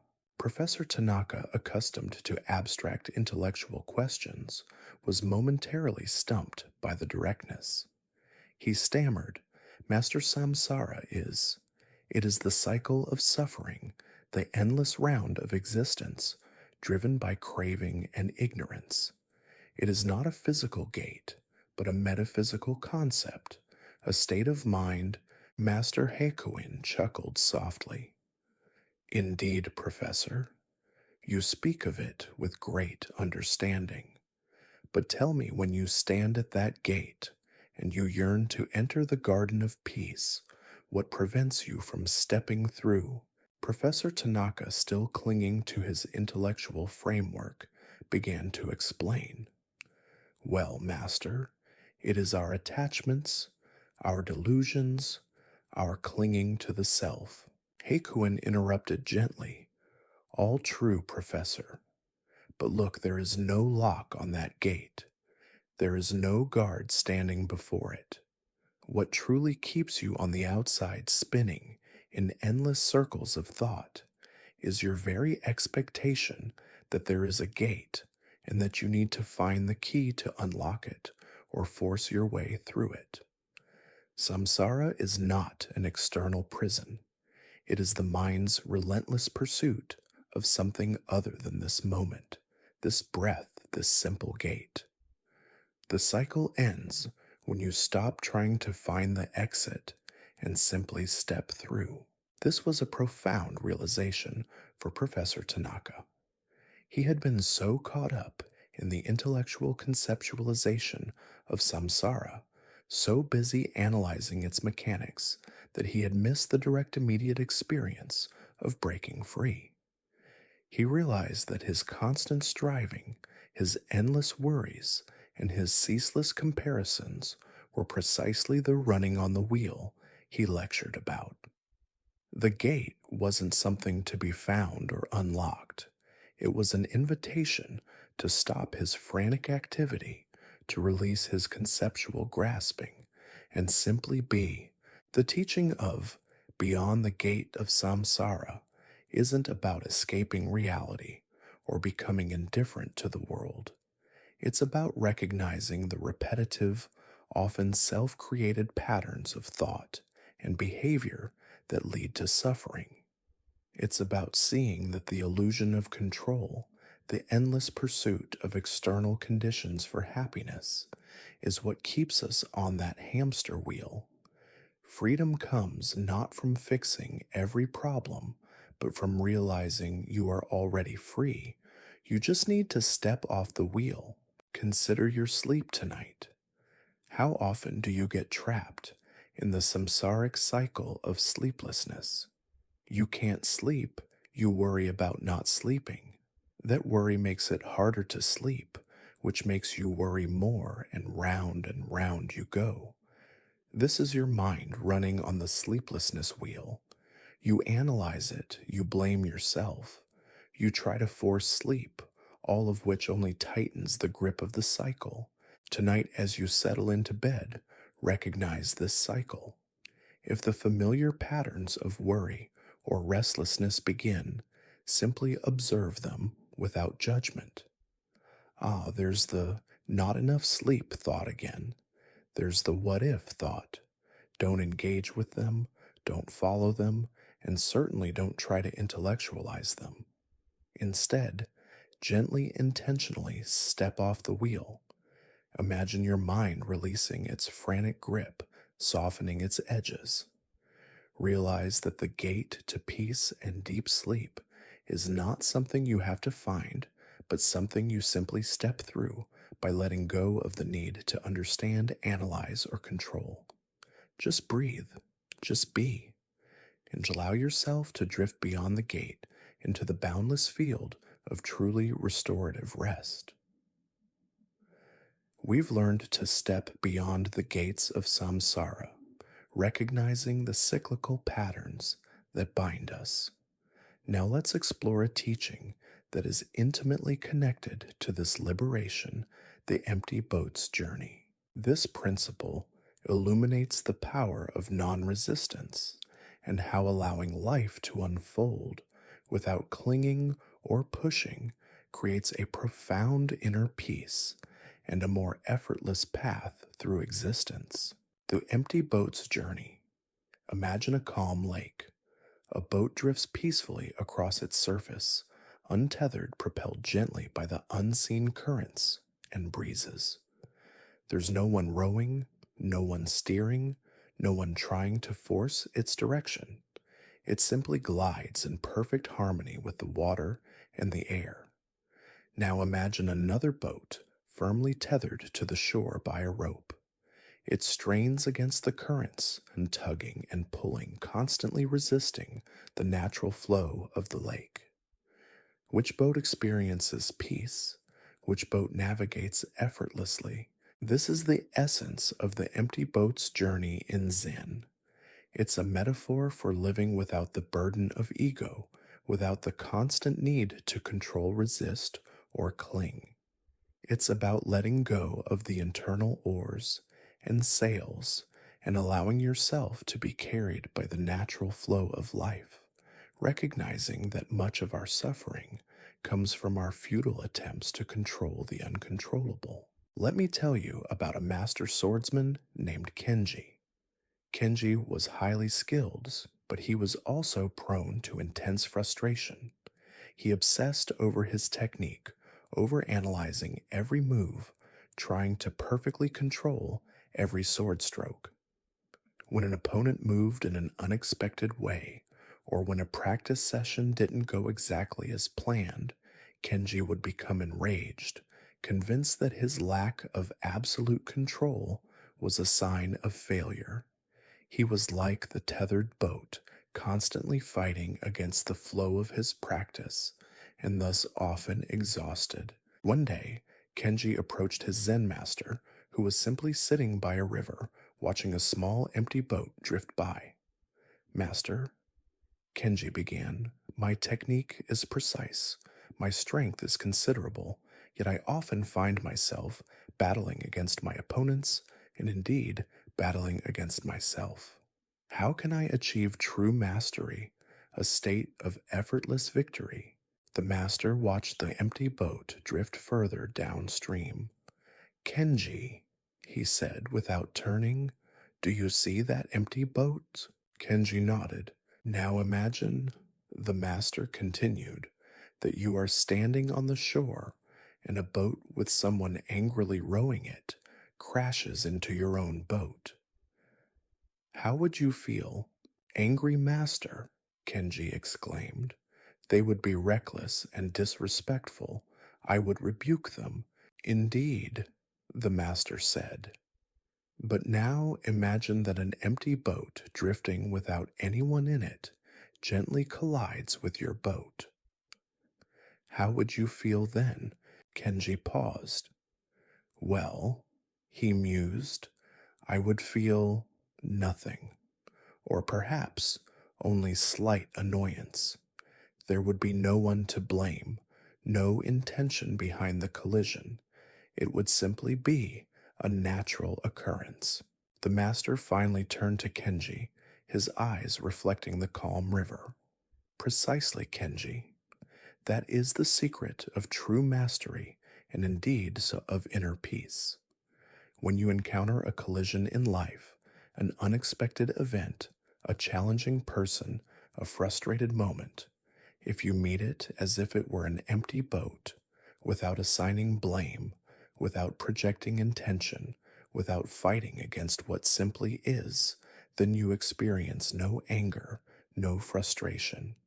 You simply observe the collision, and then you continue on your way. Your battle with your opponents," the master concluded, "and your battle with yourself arises because you are trying to control everything. You are rowing furiously, trying to force the river to flow your way. But true mastery, like that empty boat, is about releasing control. It is about understanding that when there is no one in the boat, no clinging ego, no rigid expectations, there's no fierce resistance, then you move effortlessly. You are carried by the flow of life itself. The victory comes not from winning a battle, but from realizing there was no battle to begin with." This teaching was transformative for Kenji. He began to practice with a newfound lightness. When an opponent made an unexpected move, he no longer saw it as a personal affront to his control, but simply as a movement, an empty boat colliding. He responded with a fluid adaptability rather than rigid resistance. He found that his movements became more spontaneous, his mind clearer, and his efforts far more effective, yet seemingly effortless. He was no longer battling, he was simply flowing. The principle of the empty boat's journey is profoundly relevant to our struggle for peace and especially for sleep. How often do we lie in bed, agitated by a thought or a sensation, and treat it as if someone is deliberately driving a boat into ours? We get angry at the thought we resist, the discomfort we fight against the very conditions that are present. And in that resistance, we create our own suffering, our own sleeplessness. Tonight, as you settle down, imagine yourself as an empty boat. If a thought drifts into your mind, don't jump aboard. and start furiously rowing it. Don't blame it, don't resist it. Just observe it as an empty boat it's gently floating by. If a feeling of restlessness arises, don't fight against it. Don't assign blame or judgment. Just allow it to be like a passing current, an empty boat moving through your awareness. By releasing your grip, by letting go of the need to control, by allowing yourself to be like that empty boat, you open yourself to the natural, effortless flow of life. You stop creating collisions within your own mind. And in that profound surrender, you invite a deep, peaceful calm that will gently carry you without effort or struggle into the boundless ocean of truly restorative sleep. Let the empty boat drift and let yourself drift along with it. We've learned to travel like the empty boat, letting go of resistance and trusting life's flow. Now prepare for a teaching that often makes the rational mind stumble, inviting us to transcend logic and embrace the illogical to unlock deeper wisdom, the sound of one hand clapping. This delves into the paradoxes of Zen, using them as tools to break free from conventional thought and ignite intuitive understanding, leading to profound stillness. The sound of one hand clapping. Imagine standing in front of a teacher who asks you with a serious face, "What is the color of thought?" Or perhaps, "Show me your original face before your parents were born." Your mind might scramble trying to find a logical answer, searching for a tangible object or a clear definition. But these questions are not designed to be answered by the intellect.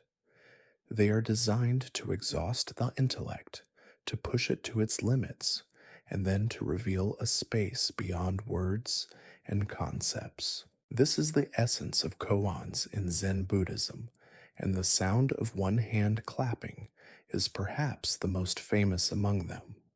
A koan is a riddle or a story designed to defy logical explanation, to break through the rigid frameworks of our minds, and to provoke a sudden intuitive awakening satori.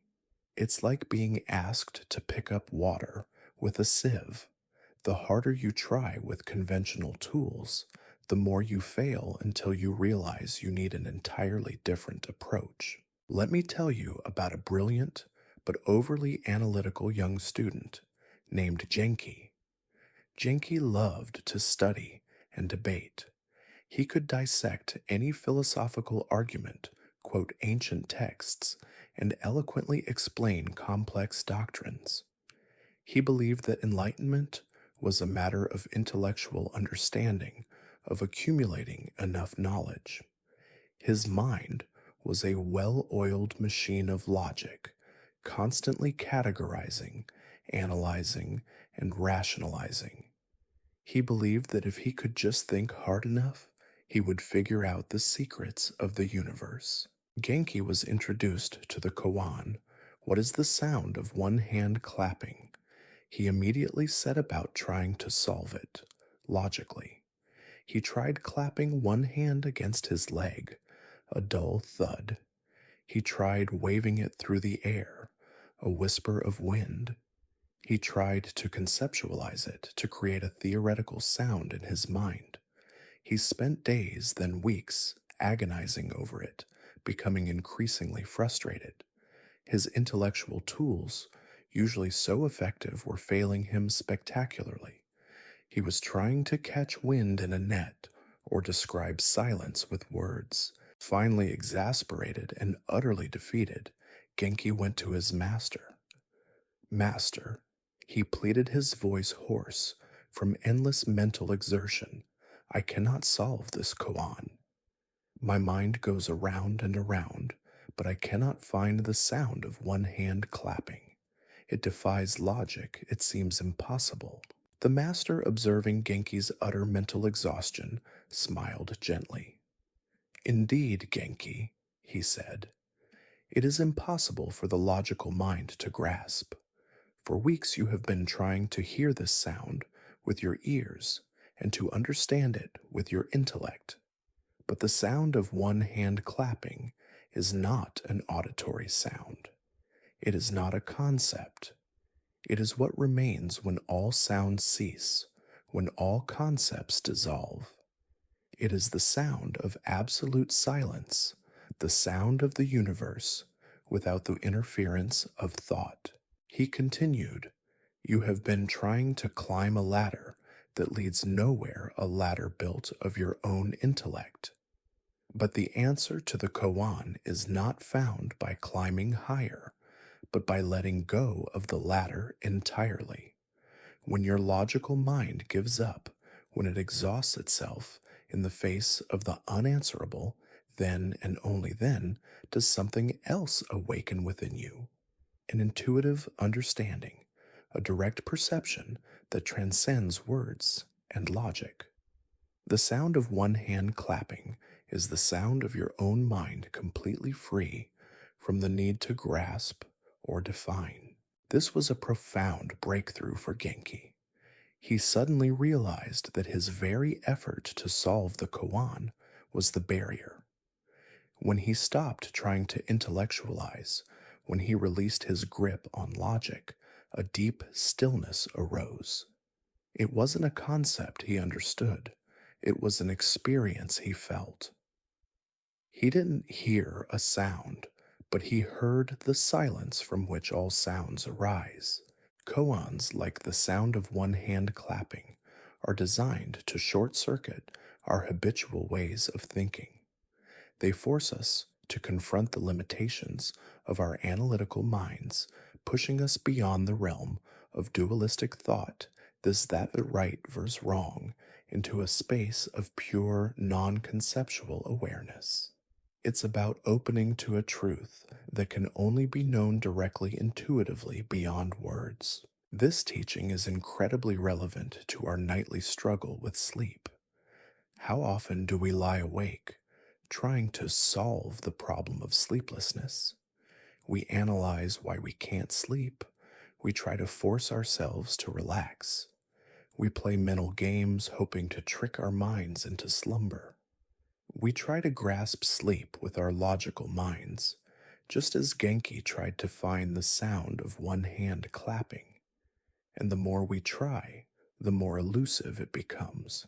Tonight, if your mind is racing, if you find yourself trying to figure out how to sleep, remember the koan. Don't try to solve sleep.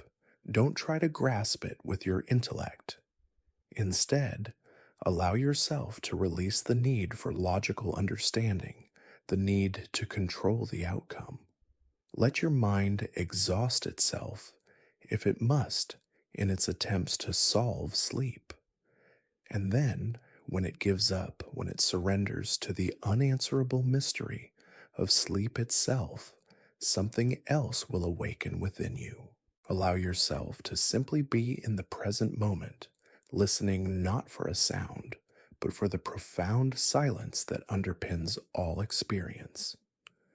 Let go of the desire to do sleep, and instead allow yourself to simply experience the stillness. This isn't about trying to sleep. It's about entering the space where sleep naturally arises. In that non-doing, in that surrender to the ungraspable, you might just hear the soft, internal echo of profound peace, gently drawing you into the deepest, most effortless sleep. We've explored the paradoxical wisdom of the sound of one hand clapping, inviting us to transcend logic and embrace intuitive understanding.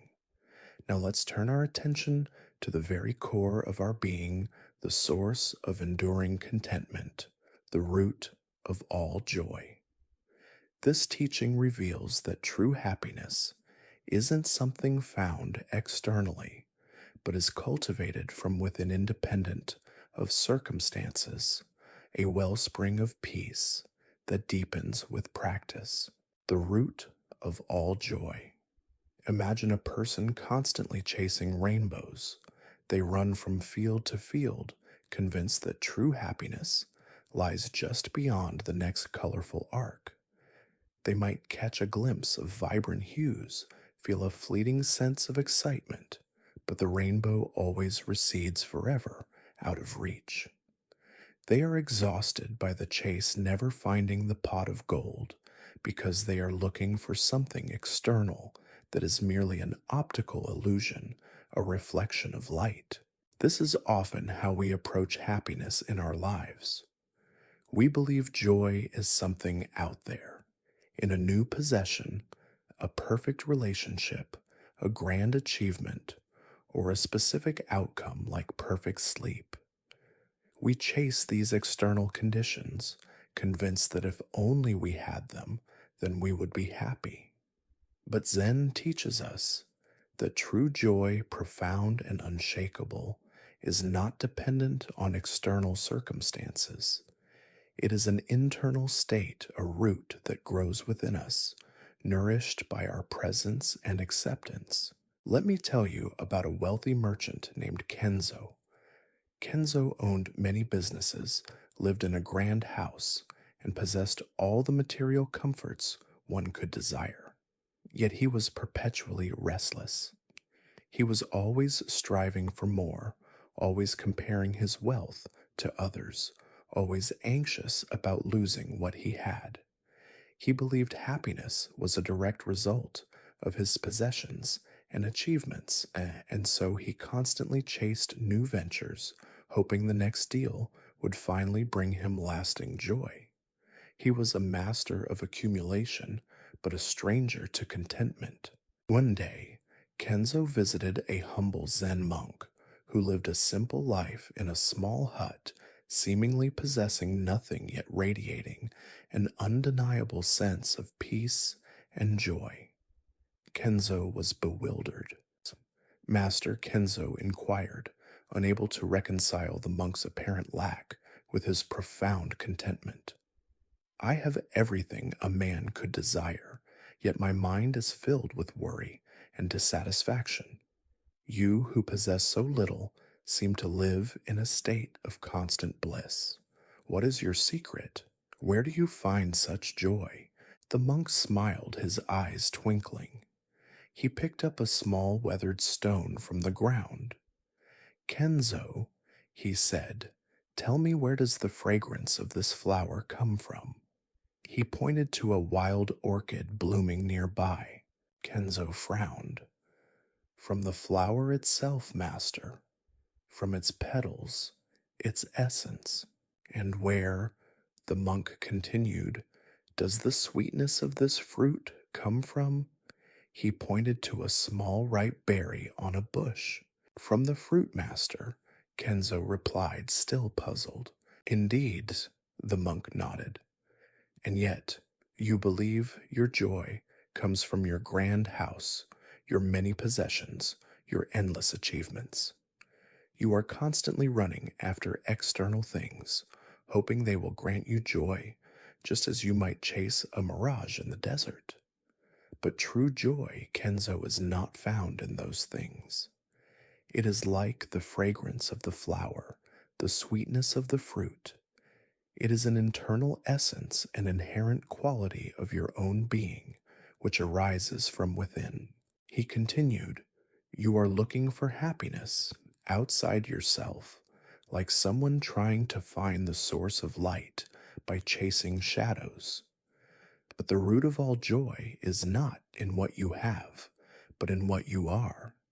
It flourishes when you stop clinging to external conditions and instead cultivate presence, acceptance, and gratitude for the simple fact of being alive here and now. When you let go of the pursuit, the joy that is already present deep within you begins to bloom effortlessly. This was a radical idea for Kenzo. He had spent his entire life believing joy was an outcome, a reward for his efforts. The monk was telling him it was a default state, something he already possessed, buried beneath layers of craving and anxiety. He began to practice. He started noticing the simple things, the taste of his tea, the warmth of the sun on his skin, the sound of laughter. He intentionally released his grip on the need for more, for better, for different. And as he did, a quiet, pervasive contentment began to grow within him, independent of his fluctuating fortunes. He discovered that the most valuable treasure was not in his vaults, but in his own heart. The teaching of the root of all joy is not about denying that external pleasures exist or that difficult circumstances are painful. It's about recognizing that our fundamental state of well being is not dependent on those external factors. When we anchor our happiness to things outside ourselves, we become constantly vulnerable to their loss or change. But when we cultivate the inner root of joy, we discover a stable source of peace that remains even amidst life's inevitable ups and downs. Think about your relationship with sleep. Do you tie your happiness to achieving a perfect 8 hours? Do you become miserable if your sleep is disrupted, believing your entire night and thus your morning is ruined? This is seeking joy externally, trying to find it in the outcome of sleep, rather than cultivating it internally. Tonight, as you settle into bed, release the expectation that joy or good sleep must come from external circumstances. Instead, turn inward. Acknowledge any discomfort, but gently shift your awareness to the simple presence of your breath, the feeling of your body against the mattress. Cultivate a small spark of gratitude for the simple fact of resting, for the quiet of the night, for the opportunity to simply be. This simple act of presence, this internal shift, begins to nourish the root of joy within you. You might not instantly feel ecstatic, but you will cultivate a quiet, gentle contentment that is independent of how many hours you clock.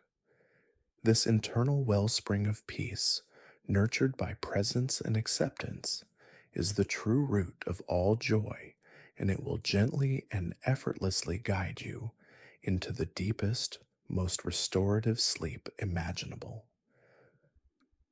We've discovered that true joy sprouts from within, independent of external circumstances, like a deep rooted tree.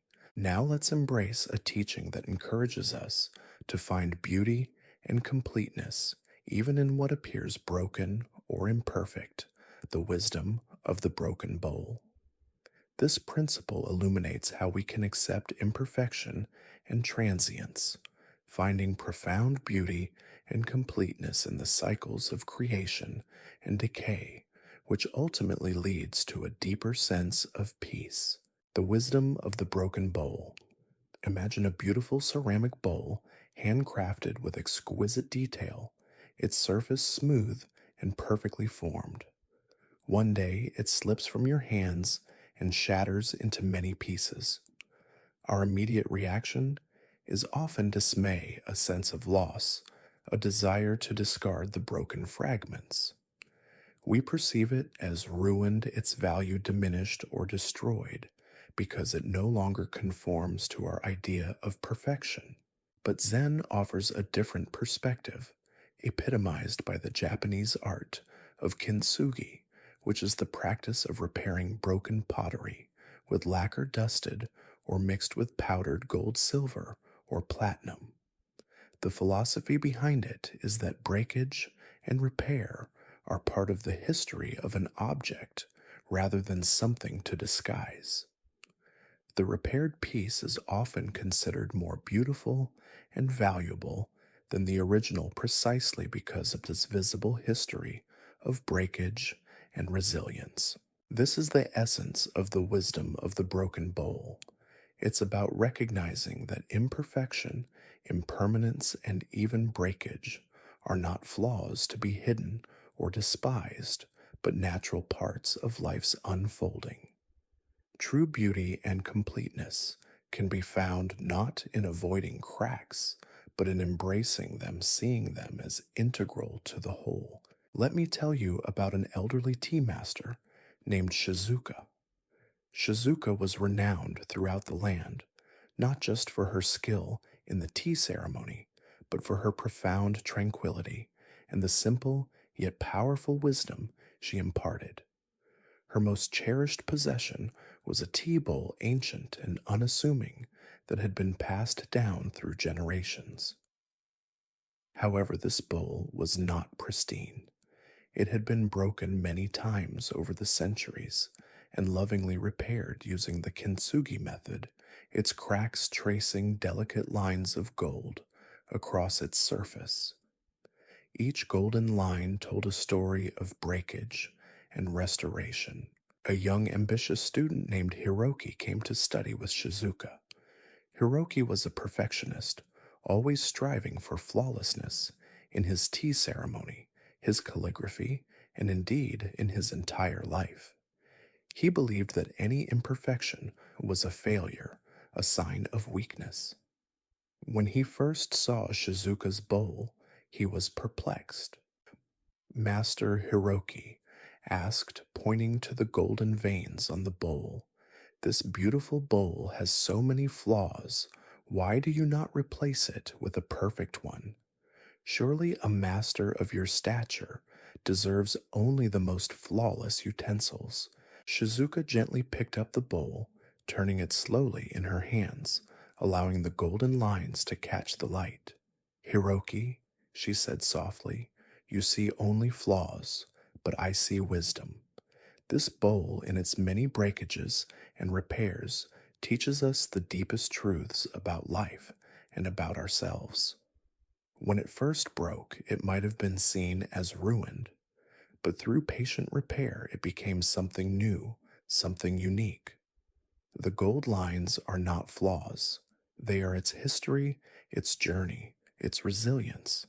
They tell the story of its endurance, and in that story, it becomes more beautiful, more precious than if it had never known breakage." She continued, "If we demand perfection in everything, if we fear every crack and every scar, we will live in constant anxiety and disappointment. We will constantly try to hide our own imperfections, believing them to be shameful. But true completeness, Hiroki, is not the absence of cracks, but the embrace of them. It is understanding that life is a continuous process of creation and decay, of wholeness and breakage, and then of beautiful repair. The wisdom lies in seeing the beauty, not just in the perfect bloom, but in the falling petal, not just in the pristine, but in the repaired." Hiroki listened, truly listening for the first time. He began to look at his own life and his own perceived flaws with a new perspective. He had always been ashamed of his past mistakes, his moments of weakness, trying to hide them, believing they diminished him. But now he started to see them as the golden lines of his own story experiences, that though painful, had made him resilient, wiser, and more compassionate. He began to practice his tea ceremony with less rigid perfectionism, finding a fluid beauty even in small deviations, embracing the dance of the moment. This teaching of the wisdom of the broken bowl is a powerful antidote to the relentless pursuit of perfection and the fear of imperfection that permeates our lives. We constantly strive for an idealized version of ourselves, our relationships, our work, and even our sleep. And when reality inevitably falls short, we experience frustration, self criticism, and despair. But by embracing this wisdom, we learn to accept life as it is, with all its inherent imperfections, and to find beauty in its transient, ever changing nature. Think about your sleeps. How often do you perceive a disrupted night or a period of poor sleep as a broken experience, a failure? You might feel frustrated, tell yourself you ruined your night, or believe you won't be able to function the next day. This is treating your sleep like a shattered, discarded bowl.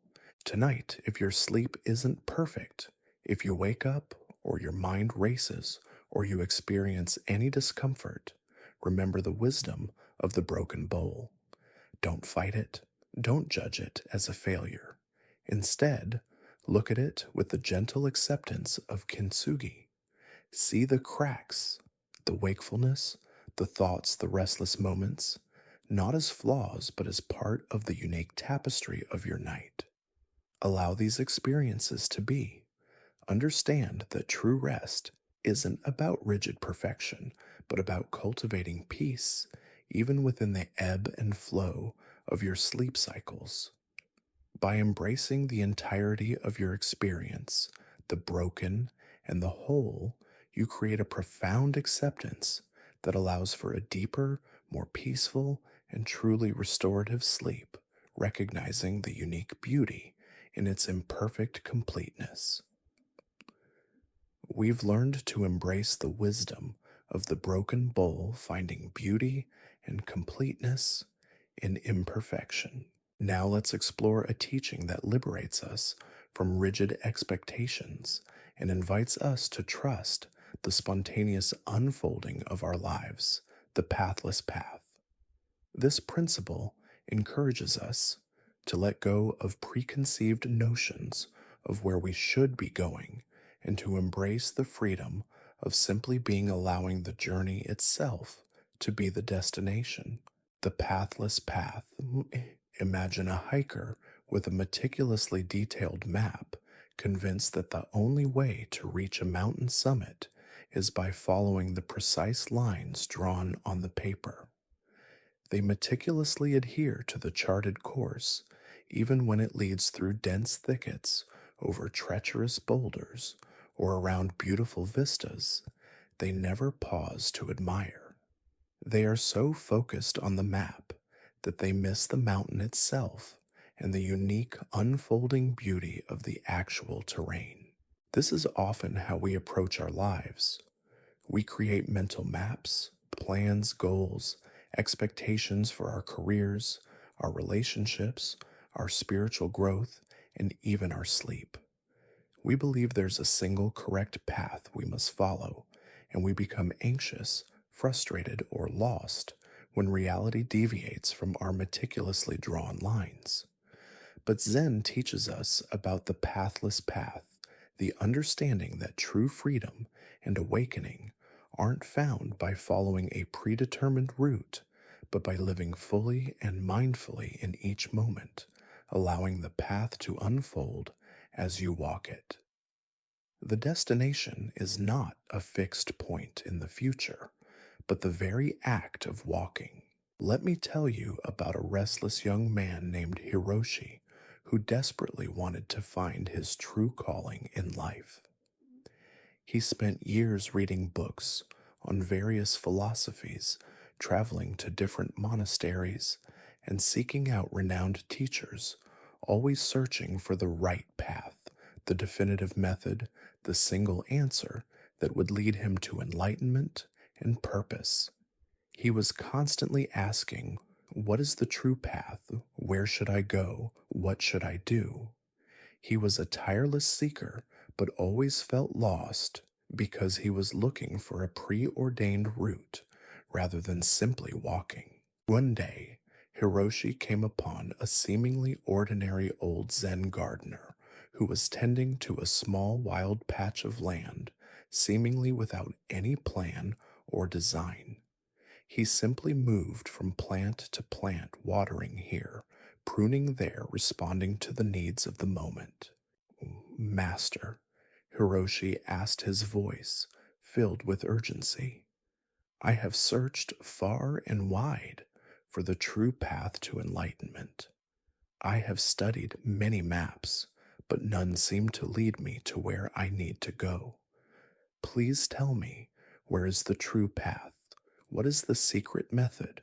The old gardener straightened up, wiping his brow. He gestured around the unruly patch of land. "Hiroshi," he said, "do you see this garden? When I began, there was no path laid out for me. There was only the earth, the seeds, and the sun. Do you think I drew a detailed map of every sprout, every leaf, every bloom before I began. Hiroshi shook his head. No master, I suppose not.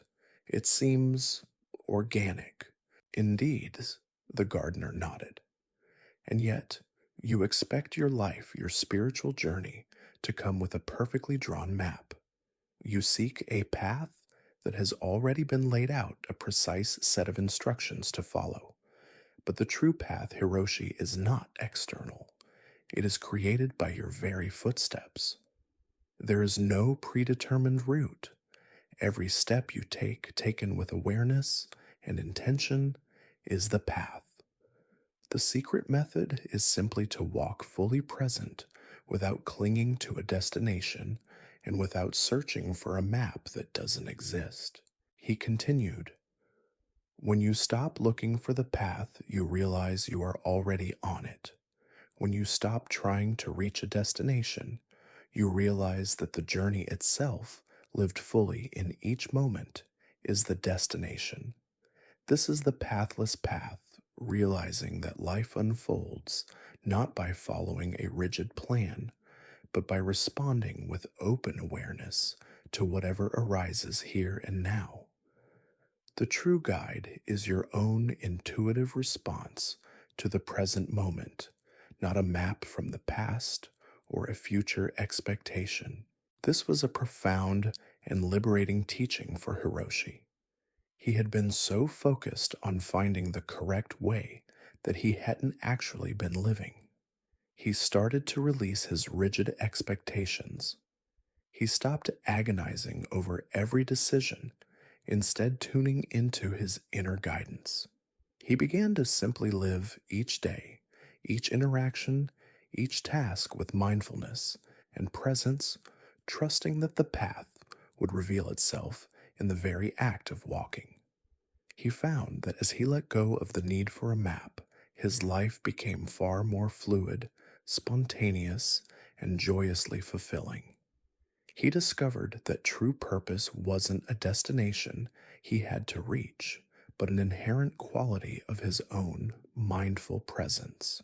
The teaching of the pathless path is a powerful antidote to the anxiety and stress that arise from our constant need for control and certainty. We often try to force life into a predetermined shape, and when it resists, we suffer. But by embracing the pathless path, we learn to surrender to the unfolding mystery of existence, finding peace in the uncertainty and freedom in the lack of a rigid map. Think about your sleep. How often do you approach bedtime with a precise mental map? I must fall asleep by X time. I must sleep for Y hours. I must have perfect silence. And when any of these elements deviate, you feel lost, frustrated, or derailed. This is trying to impose a rigid map onto the fluid, unpredictable nature of sleep. Tonight, as you settle into bed, embrace the pathless path. Don't cling to a rigid map for your sleep. Don't force a predetermined outcome. Instead, simply lie down and allow your journey into sleep to unfold naturally. If your mind is busy, don't fight it. Simply observe it as part of the terrain. If sounds arise, acknowledge them without judgment. Let go of the need to control every detail. Trust that your body knows how to rest, and your mind knows how to surrender if you allow it. You are already on the path to rest simply by being present, by breathing, by allowing. There is no destination to reach, only the present moment of release.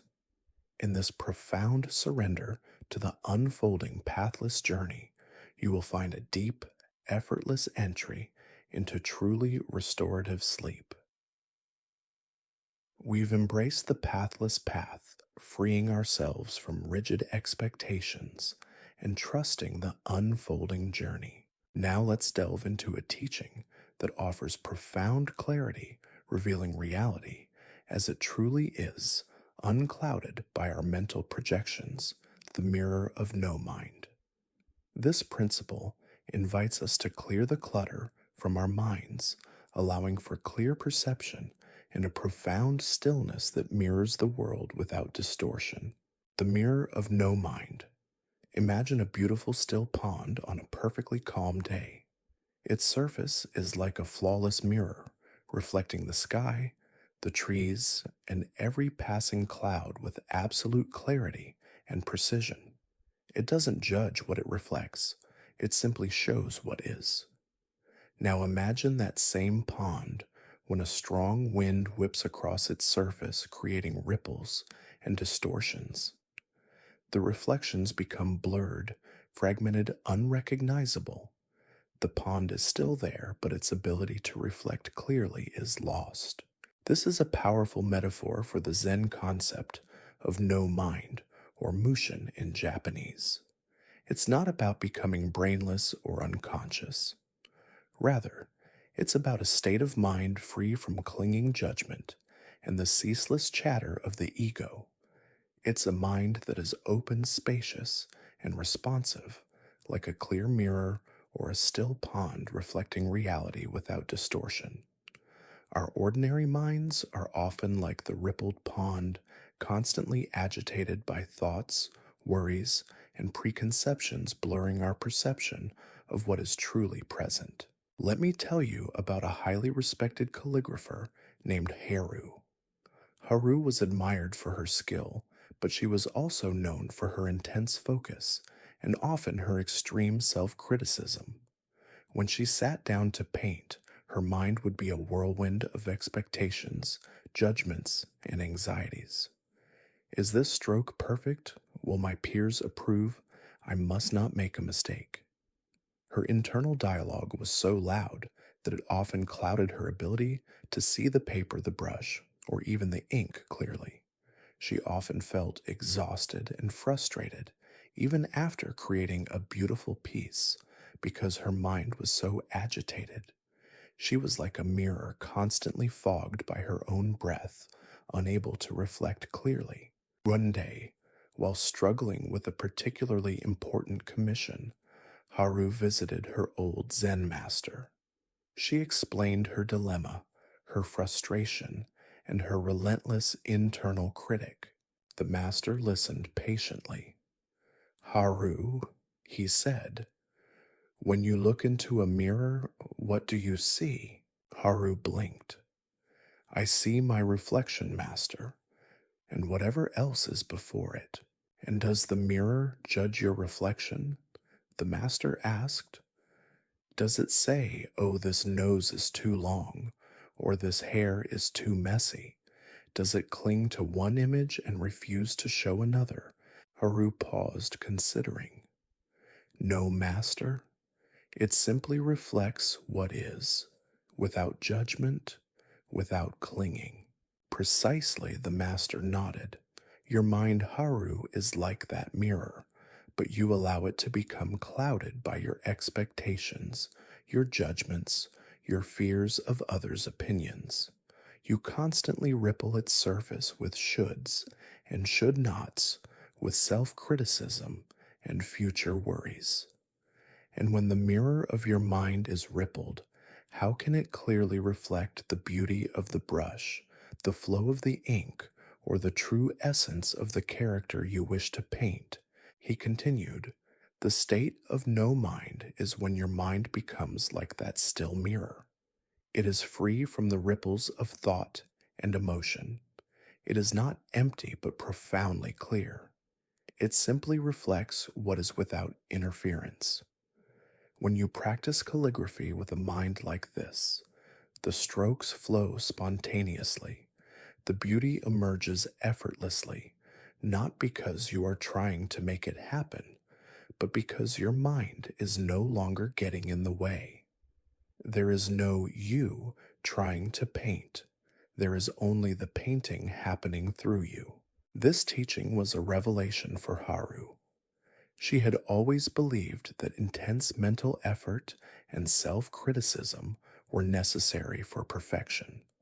Now she understood that they were precisely what obscured her true artistic potential. She began to approach her calligraphy differently. When thoughts of judgment or anxiety arose, she would gently acknowledge them and then let them pass like clouds drifting across the sky. She focused on the breath, on the sensation of the brush in her hand, on the direct experience of the moment, rather than the outcome. And as her mind became clearer, like a still mirror, her calligraphy gained a new vibrancy, a natural elegance that surpassed anything she had created before. She found a deep peace in the act of creating, regardless of the final result. The mirror of no mind is a powerful tool for navigating the complexities of modern life. We often find ourselves lost in thought, caught in endless loops of planning, worrying, and judging. This prevents us from seeing reality clearly, responding skillfully, and experiencing the richness of the present moment. By cultivating no mind, we learn to quiet the internal noise and approach life with a clear, open awareness, allowing us to respond effectively rather than react impulsively. Think about your sleep. How often do you lie in bed, your mind a turbulent pond, creating ripples of what ifs, should haves, and anxieties about the next day? This incessant mental activity blurs the mirror of your mind, preventing it from reflecting the calm and peace necessary for deep sleep. Tonight, as you settle into bed, practice becoming the mirror of no mind. Don't try to empty your mind by force, rather, invite stillness. As thoughts arise, simply acknowledge them, like watching clouds reflected in a pond. Don't try to stop them or change them. Just observe them as passing phenomena without judgment or engagement. Imagine your mind as a vast, still lake, perfectly reflecting everything that appears on its surface, yet remaining undisturbed.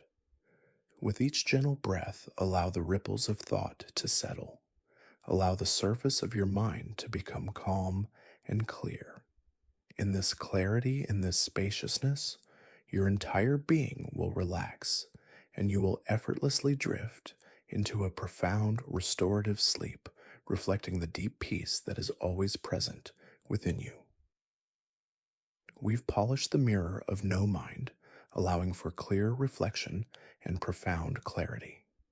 Now we arrive at the culmination of our journey, the ultimate teaching that underpins all others, the great release. This isn't just about letting go of individual thoughts or attachments. It's about letting go of everything, even the teachings themselves, to achieve a state of boundless freedom, profound peace, and the deepest, most transformative sleep, the great release. Imagine a bird held captive in a gilded cage. It has food, water, and shelter, but it longs for the open sky. It tries to force the bars apart to push its way through the wires, but its efforts are futile. One day, utterly exhausted, it gives up, ceases its struggle, and simply rests. And in that moment of profound surrender, a tiny latch unseen before springs open. The cage door swings wide, and the bird without effort simply flies out, not because it did anything, but because it stopped resisting and allowed the opportunity for freedom to be realized. This is the essence of the great release in Zen. It's the ultimate letting go, the culmination of all the previous teachings. It's the understanding that freedom and peace aren't achieved by gaining something new, but by shedding everything that binds us. Not just our desires, our worries, our egos, but even our concepts of Zen, our ideas of enlightenment, and our very definition of self.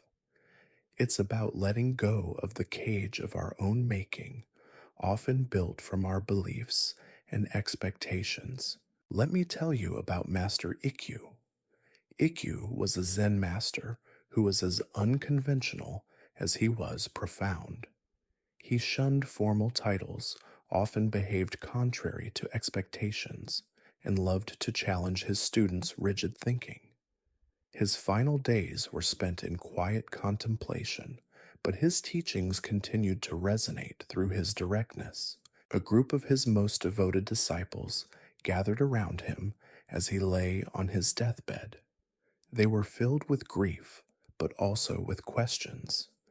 They wanted one final definitive teaching, one ultimate piece of wisdom to guide them after he was gone. They had studied, tirelessly meditated for countless hours, and dedicated their lives to the path. They believed they were ready for the ultimate truth, the secret of secrets. One of the disciples, sensing the end was near, knelt beside Ikkyu. "Master," he whispered, his voice trembling, "we have followed your teachings faithfully. We have sought enlightenment with all our hearts. As you prepare to leave us, please impart one final, ultimate teaching. What is the greatest truth? What is the final release?" Ikkyu, with great effort, opened his eyes. He looked at each of his disciples, his gaze penetrating and loving. He paused, gathering his last vestiges of strength. The disciples leaned in breathless, ready to engrave his final words into their memories, expecting some profound, complex revelation, perhaps a secret mantra or a hidden practice. Then, with a gentle, almost imperceptible sigh, Ikkyu uttered his final words. He said only one word: release. The disciples were stunned. "Release?" One of them questioned, bewildered. "Master, what do you mean, release what?" Ikkyu's eyes flickered, and a faint smile touched his lips. He said with a quiet strength, "Release everything." And then he was gone. The disciples were initially confused, even disappointed. They had wanted something grander, something more intellectual, a clear instruction. But as they pondered his final simple word, its profound depth began to unfold. Release everything. Not just desires, not just attachments, not just ego, not just suffering, but even the idea of gaining enlightenment, even the need to understand, even the clinging to the teaching itself. The final freedom comes when there is nothing left to hold on to, when the bird stops struggling and simply is. This teaching of the Great Release is the culmination of the Zen path. It's the ultimate act of surrender, the recognition that true peace is found when we let go of all our concepts, all our efforts, all our striving, and simply allow ourselves to be fully present, unbound by any conditions, any outcomes. It's the realization that the cage was always open, and the only thing keeping us inside was our own clinging. Think about the profound impact of this on your sleep. How often do you lie in bed, still holding on to the day's worries, the next day's plans, the judgment of your past actions, or the expectation of perfect sleep? You are like the bird in the cage, fluttering and fighting, desperate to escape into slumber.